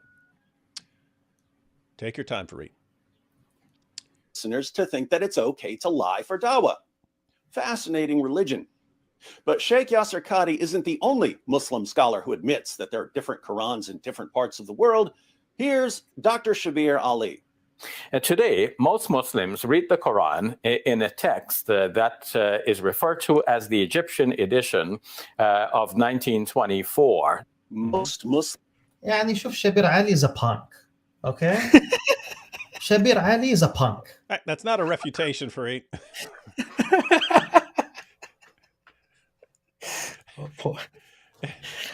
Guys, what Shabir said is absolutely correct. saying he's a punk is not a refutation. Shabir says, and keep in mind what what Shabir's doing. He knows now that Muslims who are interacting with non-Muslims online are going to find out that what they regard as this one Quran that goes all the way back to the time of Muhammad is actually the version that was foisted upon them in the Muslim community, the 1924 Cairo edition. He knows they're going to encounter that, so he wants Muslims to hear it from him first so that they don't think, oh, wait, why did I only hear this from unbelievers? So he's trying to familiarize people with the terms and the reality. And then Farid doesn't like it, apparently. When you say something dumb like that, we read the Cairo edition of the Quran. Shal kalam. Who says this? Who says we read the 1924 Cairo edition? Well, you're making it sound like the Quran was written 100 years ago. Now we're reading Qiraat Hafs and Asim. Most people are reading Qiraat Hafs and Asim, who passed away 1,300 years ago. But go to Cairo edition, 1924. Who are you speaking to, man? So he doesn't want him to use those words because they could be confusing to public audiences. But they have a problem with the words that Shabir Ali uses are entirely acceptable, right, from an objective point of view. But he just doesn't want him to say that because that sounds like the Quran could have been changed and written in a different form, and that's just not acceptable. That's why Shabir Ali is a punk. Yeah, and what's amazing is, For years, non-Muslims have been responding to this claim of one Quran, saying, "Hey, the version you're using was actually one that was popularized and foisted upon people. It's the 1924 Cairo edition." And then Shabir Ali just acknowledges it, and then shame on you, people are going to get the wrong idea. Muslims read a particular Egyptian version from 1924. Are you going like Egyptian version? That's what happens. He's making it seem like the Quran was written 100 years ago. And by the way, Shabir Ali's not doing this on purpose. Shabir Ali's not doing this on purpose. It's not like he's trying to attack the Quran. It's just Shabir Ali is a punk. That's what it is. He's not lying. Shuf. He's not lying. He's just a punk. Here's the thing, Adam. Shabir, I'm being very fair. I'm trying to be as fair as I can. Just called him a lying. I'm not saying Shabir Ali is called a dog. But you're a punk when you refer to Qiraat Hafs and Asim as the Cairo 1924 edition. Who the hell does that? Okay, just one question, David. I don't understand what that means. I don't understand what the difference here is. He says he's not doing this on purpose. He's not trying to attack. He's not lying. He's just a punk. What exactly does that mean? No, he's entirely correct, and he's speaking truthfully, and no one can dispute what he's actually said. But he's a punk. So don't believe his entirely truthful claim. He shouldn't be using those words. He shouldn't be using words. This is a slub glop, not a stain. Use the correct words. Don't call it a stain. Don't call it a comeback. Been here for years. All right, he's acting. He thinks he's a smart cookie. You're trying to do that thing. You're trying to do that. Hey, 1924 Cairo edition. Yes, salam alaik. This was awesome. Guys, don't miss the big picture of what's going on here. For years, they make one claim. It takes us forever to expose the lie. And then they get to the point where they're acknowledging that it's been a lie. I thought all Muslims of all times read exactly the same Quran. That's always what I've heard. But this is not the only text of the Quran that is read throughout the world. Wait, there are different versions of the Quran even today? That's not what Sneako says. In North Africa, there is a slightly different text that is based on a slightly different reading, mostly corresponding to what we read in the rest of the world. Mostly. A different text? There is a slightly different text. That mostly corresponds to what other Muslims read? mostly corresponding to what we read in the rest of the world. This isn't what Sneako's been saying at all. And then, too, in some parts of Africa, there is another reading of the Quran and a matching manuscript that is prevalent. And here, too, we find some slight variations. Still another version in other parts of Africa with more variations? And here, too, we find some slight variations. So Shabir isn't saying anything controversial. I agree. This is only... What Shabir is saying is only controversial if you've been fed a lie. Yeah. Like no one else would this wouldn't be an issue if they hadn't spent years lying. I wouldn't even consider, these kinds of variants as a problem for the idea that the Quran has been well preserved. Yeah. It's when you guys lie for years and say perfect preservation, no variants anywhere, that it completely destroys it. Everything these guys are saying completely destroys the lie. There's something that is important here, which Shabir also mentions. I mean, he clearly mentions textual variances that are like the content of the text is mostly identical, but there are differences in letters. And Muslims, regular Muslims who don't know very much about this stuff, and even others, even non-Muslims, often don't listen to what is being precisely said and then think that there's only a difference in reading, only a difference in reciting it, and they say it's just Quran, it's just a different way of reading it, of reciting it, of speaking it. But that's not what it is. It is there are differences in letters, right? In ahruf, which is a plural for letter. There are differences in letters found in these different versions of the Quran, or these different copies of the Quran. So you can open the same page in two different Qurans and actually find that there are differences in very specific words and letters and signs. Mm-hmm. Yeah. And we'll be checking out some of those differences in the near future. But it's like there's a series of lies, and you wonder what it takes for people to catch on to the lies, right? So the first lie is perfect preservation, no variance anywhere. And then, so your average Muslim goes around believing that his entire life. Eventually he runs into one of us, or eventually runs into like a clip of Hatun with different Qurans. Mm-hmm. And then this guy goes, wait a minute, there are these different Qurans. Let me go ask the same people who lied to me before, hey, you said no variance. And then the response, but those are just different dialects, so those don't count. And then so they run around, it's just different dialects, different dialects. And then of course they, if they continue interacting, they eventually find out it's not different. It's not simply different dialects and so on. And then it's, but it's the different kirat. And so it was revealed in all these different ways. And it's like, okay, that's the new explanation. They keep changing their explanation. And it's like, guys, how do you miss the fact that what they said to you all along was a lie? Mm-hmm. They I don't know what to do, man. I don't know what to do when they can't. I don't see a problem. Not even yeah. Shabir so far hasn't lied about anything. Yeah. He just said Shabir hasn't lied about anything. He's totally truthful, but he's a punk. He's a punk. Why can't he lie like Yasir Qadhi? Instead, he chooses to be a punk. He's simply... I don't get it. Yasir Qadhi lies. Farid condemns it for that. Shabir Ali tells the truth. Farid condemns it for that. Doesn't matter what you do. I find it funny how he approaches the two guys completely differently. With Yasir Qadhi, he's like, okay, let's see what he's saying and what are his intentions. And yeah, he is lying, and that's what it sounds like. But and with Shabir Ali, it's like Shabir Ali is a punk. It's awesome. It's awesome. It's awesome. He's just affirming what the scholars have all said, what we've always known. The problem here right now is not Shabir. My goodness, listen to what he's saying.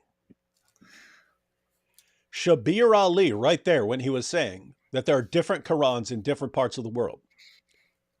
Farid just said, this is something we've always known. Mm-hmm. We've always known this. And Shabir, matter of fact, in that video, Shabir says that you have Muslims who think otherwise, but scholars have always known about these variants. Yeah. And it's like, wait, everyone here is saying, yeah, we've always known about these variants. Okay, then why weren't you saying that to people? Why were you lying? Why was this so common in DAWAH? Very, very interesting stuff. My only issue with Shabir so far is him saying Cairo 1924. Because that's what it's called. He's not lying. The Cairo 1924. Yeah, you could. I'll help you out here, Farid. You can say it will get worse. You can say Shabir had low hikmah. He's a low. He was low hikmah. He was low hikmah when he said 1924 Cairo edition, because he should have kept his mouth shut about that. Or is the Hafs recitation? You just say Hafs recitation. Don't say Cairo 1924. But yeah, Shabir isn't lying. All right.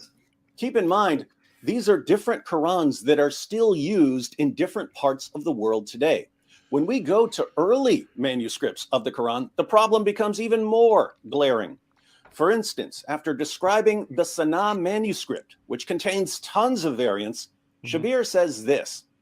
This cuts away at the sense of complacency that many Muslims have gone around with, thinking that, okay, everything has been preserved dot for dot, letter for letter, the way it was revealed to the Prophet Muhammad, peace be upon him, with no variation or change whatsoever. So the Sana manuscript refutes the absurd claim that the Quran has been perfectly preserved. How does that work? How does it work? If you say perfectly preserved letter for letter, and we find no two Qurans have ever differed even in a single letter, then notice Yasir Qadhi only said from the time of Uthman. So if the Sana manuscript is pre-Uthmanic, that wouldn't present a problem for what Yasir Qadhi said. But your average Muslim has believed perfect preservation right down to the letter from the time of Muhammad. So a single manuscript saying with a bunch of textual variants presents a problem for that. That's all Shabir said. He's just saying this sense of complacency that Muslims have, that there's no sort of textual history to our book, and that there are actual variants and so on. We need to stop spouting that nonsense. Farid should agree completely with that. All Shabir was saying was, hey, if you've believed in this perfect preservation right down to the letter, the Sana manuscript refutes that. It does. Pretty easy. Back. How the hell does that work? Oh, he doesn't get it. This cuts away at the sense of complacency that many Muslims have gone around with, thinking that, okay, everything has been preserved dot for dot, letter for letter, the way it was revealed to the Prophet Muhammad, peace be upon him, with no variation or change whatsoever. So okay, so I don't know what Shabir is saying. I do. Yeah. But in regards to this, I don't know what he's saying. I'll go ahead and say it.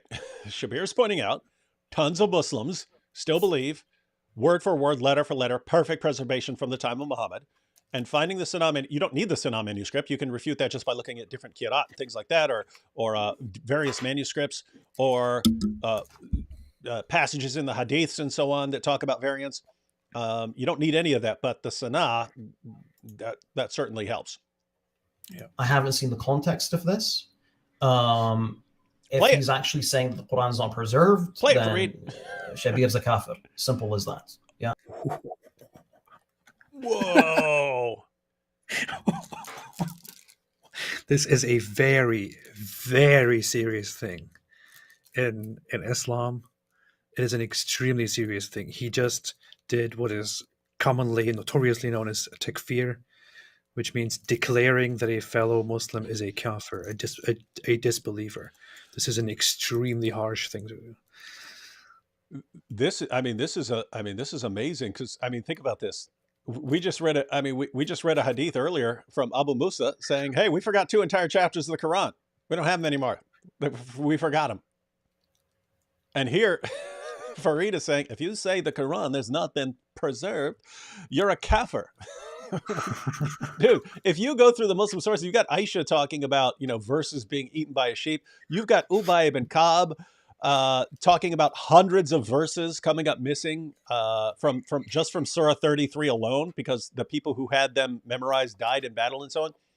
You've got the Muslim community takes it for granted that there were all these changes to the Quran, that passages were forgotten and so on. And Farid's saying, hey, if you don't think it's been preserved, then you're a kafir.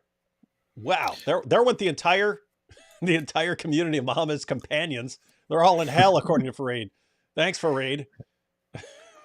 Wow. Isn't this nuts? He's not only a punk, but also a kafir. That's crazy. So notice, it's like these extra requirements. So how does one become a Muslim? You got to recite the Shahada, and then you got to pray 5 times a day, and you got to do all these things. They have your beliefs and so on. And but you have to believe in perfect preservation of the Quran. In addition, if you don't believe that, you're not a Muslim. Oh, okay. Well, there went the early generations of Muslims. They're all kafirs. They're kuffar. The justification for that is everybody who denies something that the Quran says is a disbeliever, is clear-cut a kafir. And according to our school and our understanding and our scholars, the Quran clearly says that Allah will perfectly preserve the Quran. So if you now, as a scholar, come out and say that the Quran has not been perfectly preserved since the revelation, then you are a clear-cut kafir because you're denying what Allah says. That's the reasoning here. Yeah, and that's I would say that's insanely stupid reasoning, because you'd have to be interpreting Surah 15 verse 9 as talking about perfect preservation, when even in the same chapter, I think verses 90 to 91, they talk about people shredding the Quran. So I mean, I don't think that's referring to corruption of the Quran, but you could interpret it that way if you wanted. But notice, according to what Farid is saying right here, you have way more passages affirming the preservation of the Jewish and Christian scriptures in the Quran than you have of Allah preserving the Quran. So if you can't disagree, if you're a kafir for rejecting something Allah says in the Quran, well, guess what? Allah over and over and over again affirms the inspiration, preservation, authority of the Jewish and Christian scriptures. So any Muslim, we can lay it down right now, ladies and gentlemen. Any Muslim who denies the perfect preservation of the Bible is a kafir. Thanks, Farid. However, I don't know what he's saying exactly. I do. If he's referring to something about the Sana'a manuscript, first of all, you can't rely on the Sana'a manuscript in order to make claims about the preservation of the Quran, it being preserved, not being preserved. You can't rely on the Sana'a manuscript for that. And the reason is because the Sana'a manuscript conflicts with the hundreds of other manuscripts that conform to the Uthmanic Codex, to the Uthmanic consonantal skeleton. Okay? What is this? What is this? Someone just said Shabir has been taken out of the fold of Islam because of it. Blood just takfired him on live TV. Yahi, I make takfir of anyone who says the Quran's not preserved like I'm drinking water, Yahi. Well, you think it's tough to make takfir? It's the easiest thing in the world, man. Easiest thing in the world. Cross the red lines, khalas kuffar, bro. In any case, I'm not saying that that's what Shabir is saying, and it's something that we need to return to the context to see what's going on. In any case. All right, I think we're good. I guess he's going to be talking about the... Hey, are you muted? You're not muted, but I don't see any voice coming out of you. Oh boy, I muted my microphone on mistake. Oh, amateur stuff. Amateur. Terrible. There is a mainstream thought in Sunni Islam, which is a very prominent one actually, which is that nobody should ever do takfir. No Muslim should ever be allowed, or permit themselves to do takfir upon another Muslim. And then Muslims come together and actually condemn and ostracize those who feel free to do takfir. And you even have this among these traditionalist Muslims who say that no one should be in the position to do takfir, but they themselves do takfir upon certain criteria, such as that somebody, like in this case, says something that is very, very clearly in contradiction with what the Quran says and with what the fundamental Islamic beliefs are. But yeah, it is an extremely controversial thing, because in the past, doing takfir, so declaring that Muslims are now disbelievers by something, that would mean you could basically go and kill them, and that caused a lot of problems in Muslim history. And just imagine it, if you're a Muslim and you've been raised all your life to believe in perfect letter for letter preservation, you've been taught all your life perfect letter for letter preservation of the Quran, what do you do when you hear, oh, Shabir Ali said this, or now keep in mind, Farid knows that's not true, so that's not Farid's position. But imagine being a Muslim who's been raised all your life believing in letter for letter perfect preservation, and then Farid says, yeah, there are different qira'at and so on. They takfir him. Shame on you, liar, lying. You're supporting the kuffar. You're supporting the kuffar. Because that what you're saying now, Farid, is exactly what David and every AP and Hatun and Jay Smith and all these people have been saying for years. So you're an unbeliever. Here's the thing. Here's the issue. What Farid says is, so he acknowledges that there are differences between different Quran versions, although he doesn't want to use the word version. He acknowledges that throughout history there have been different forms in terms of letters and dots of the Quran, but that still does not change the fact that according to him, the Quran has been perfectly preserved because he counts, when he speaks of perfect preservation, what he understands is the Quran was initially revealed in different modes, in different forms, and then from then on the Quran has been perfectly preserved. But the claim that there are no Qurans today that are in any way different is still false, despite the fact that the Quran has been perfectly preserved. So that's his understanding. But now Shabir Ali comes in that clip and says that the whole idea that the Quran has been perfectly preserved from the beginning, word for word, letter for letter, is wrong. That is completely unacceptable to Farid. That goes against everything he believes in, and that makes. Yeah. Isn't his reasoning insane, by the way? He's saying, okay, Uthman had all of the variant Qurans burned. He burned them all to cover up the differences. And an exception was the Sana palimpsest, where instead of burning that one, they erased it and then rewrote on it, and then wrote the Uthmanic version over top of it. But using some important tools, you can actually read what was originally written, and then that's how we get the Sana palimpsest, which gives a significant. It's not different in terms of theology and so on, but there are tons of textual variants. Over here you'll see a missing verse. Over here you'll see an extra verse, and so on, and the chapters are arranged differently, and so on. And so what that does is, if it's pre-Uthmanic, if that's the explanation for why that's different, then that gives us a glimpse into the kinds of differences that existed before Uthman burned everything and then standardized the Quran. And then you look at what Farid is saying. Farid is saying you can't go to that because it differs from the later standardized version and all the examples we have of that. It's like I really don't get it. It's like if I came in with a Bible. Suppose I take a copy of the Greek Bible right now, of the Greek New Testament, and I were powerful enough to burn every other copy in the world. Well, guess what? There would be no variants anymore. There would be zero textual variants. I would have the one official copy, and then I make everyone use my official copy. Is that what you mean by perfect preservation? Do you mean like destroying all evidence? That's what you mean by perfect preservation? I've just destroyed all the evidence. So anyway, the issue gets brought to Uthman specifically because, hey, people are using different Qurans and they're using different recitations and so on. What are we going to do about this? Well, the solution is let's burn it all, and issue an authoritative version. Well, then we come up with the Sana palimpsest, and it gives us an example of what things were like before Uthman standardized it. And Farid is just ignore that. Like, wait, that's the one thing we have to go on before Uthman standardizes everything. It's the one thing we have to go on, and we see tons and tons of variants in it. So I think, as far as I remember, Farid doesn't even believe that the Sana manuscript is an actual actual manuscript of an actual complete Quran. He thinks so.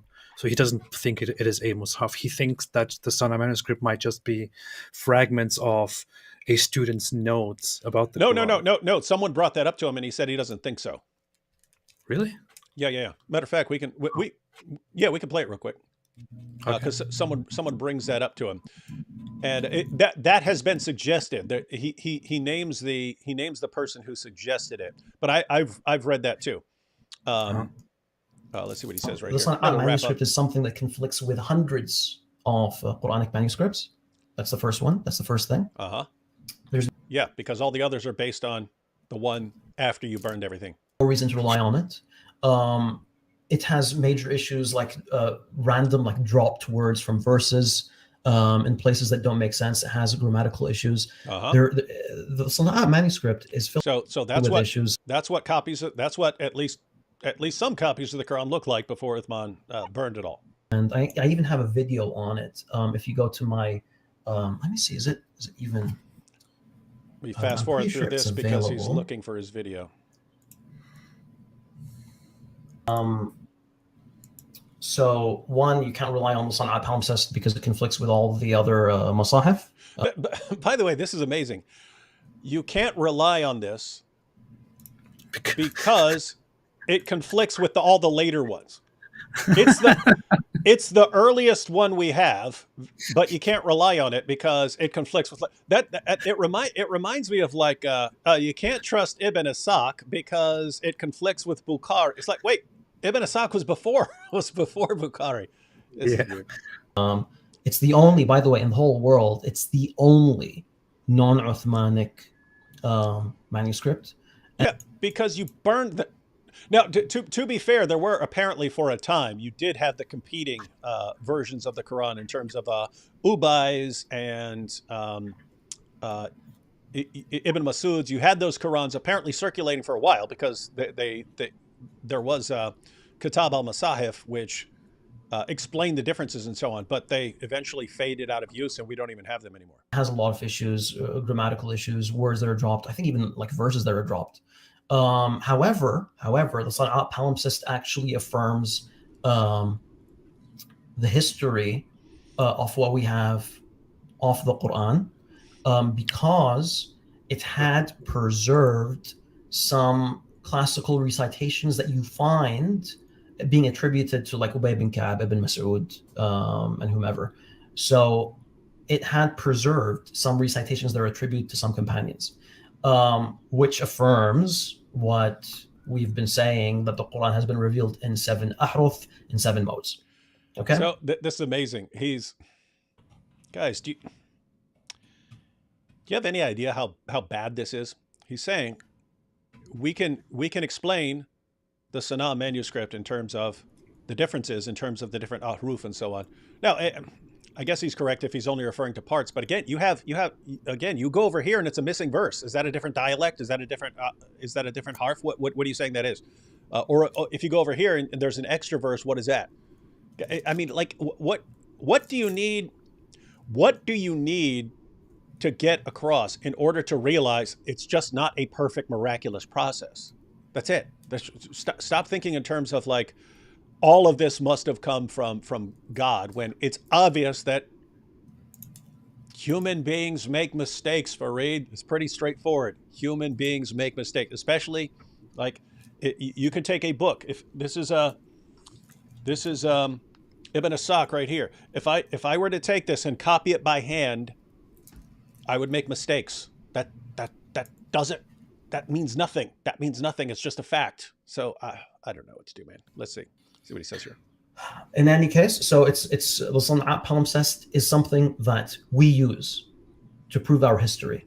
It's not something that's used to prove the lack of preservation of the Quran or anything like that. If you believe in perfect preservation, it certainly is. In fact, it destroys even the claim that this is all just different. So this is another theory. It's a palimpsest too. So what on earth is the idiot talking about changes when it's a palimpsest, just like a student's note? That's a theory. There's a theory that says that like it was actually like a student's notebook because like right before Bara'ah, it says don't write Bismillah.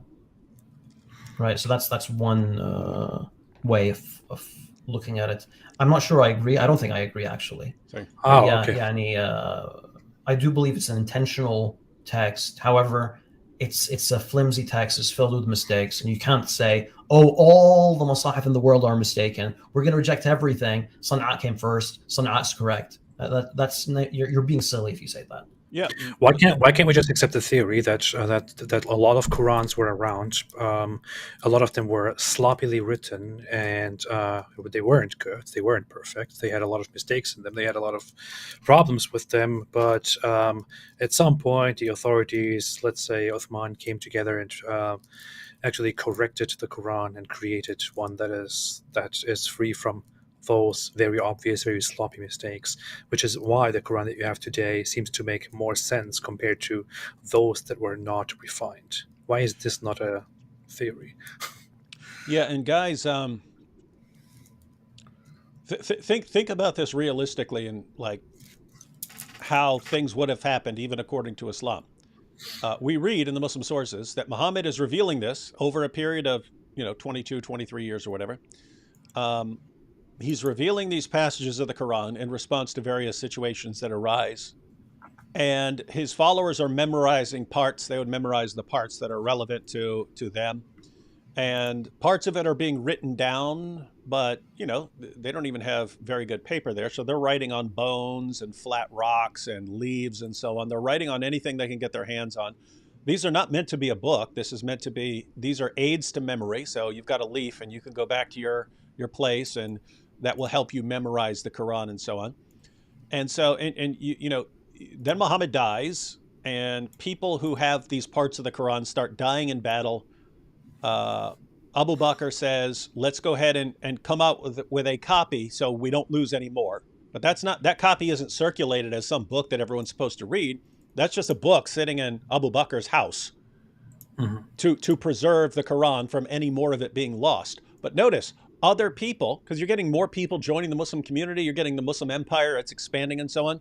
And so people are converting to Islam, and they want to learn the Quran. They need aids to memory too, right? So people start writing it down and putting out their different versions. Now, if you spent years of your life hearing various revelations from this guy, and you sit down and say, let me write down everything I can remember, and then another guy does the same thing, and another guy does the same thing, are these things going to match up perfectly? No. You're going to end up with some different looking Qurans. They would have the same theology and a lot of overlap, but there would definitely be differences. So that's what's circulating, these different versions of the Quran that people are just writing down. And then you get to the time of Uthman, and it's, Uthman, we got a problem here. Now people have different written versions of the Quran. And Uthman says, tell everyone to hand over what they got. We're going to burn them all. We're going to put out an official version. That's what he does. Eventually we find the Sanaa palimpsest, and there are tons and tons of differences. What's that mean? Well, it's just that gives you a glimpse into what was happening when people are trying to write down their own versions of the Quran. And so what this doesn't tell you that the Quran hasn't been well preserved or anything, but this absolute insane, idiotic nonsense about perfect preservation letter for letter, it's ridiculous. It's absurd. And yet it's still the standard view that I hear from Muslims pretty much every day. Weird. Any final thoughts, AP? The standard narrative has holes in it. The standard narrative has holes in it. And so cat's out of the bag there. That was, notice you had Yasir Qadhi, perfect preservation right down to the letter from the time of Uthman. But behind the scenes, he's acknowledging this doesn't work. This is just what we tell to Muslims at the popular level. Eventually he gets called out for it for the things he's saying behind the scenes. Muhammad Hijab tries to clean up the mess by allowing Yasir Qadhi to explain himself, because Muhammad Hijab actually thought that Yasir Qadhi's going to have some explanation in terms of Kirat and Ahruf, and Yasir Qadhi's, I can't explain this stuff. I can't do it. But Farid really thinks you can. So again, Farid, you can join us anytime to explain the different versions of the Quran in terms of variants that somehow all go back to Muhammad. And we would be happy to agree with you if you can make a good case. I don't think you'll be able to. You're free to prove me wrong. If you choose not to, do not say that we're the ones who are running.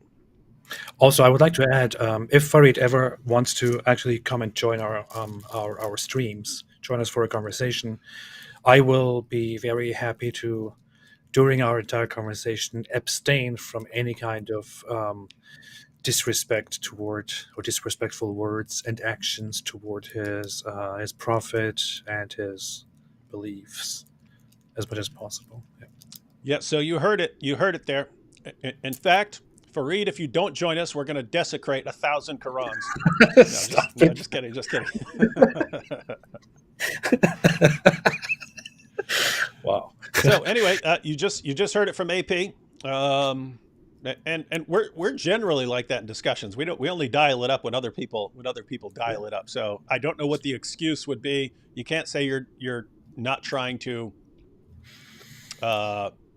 publicize our claims. You do it all the time on your channel, so I don't know what the objection would be. But Farid, I think you've just absorbed some silly claim of other people that you shouldn't interact with critics or something like that. We're giving you the opportunity to refute us on this.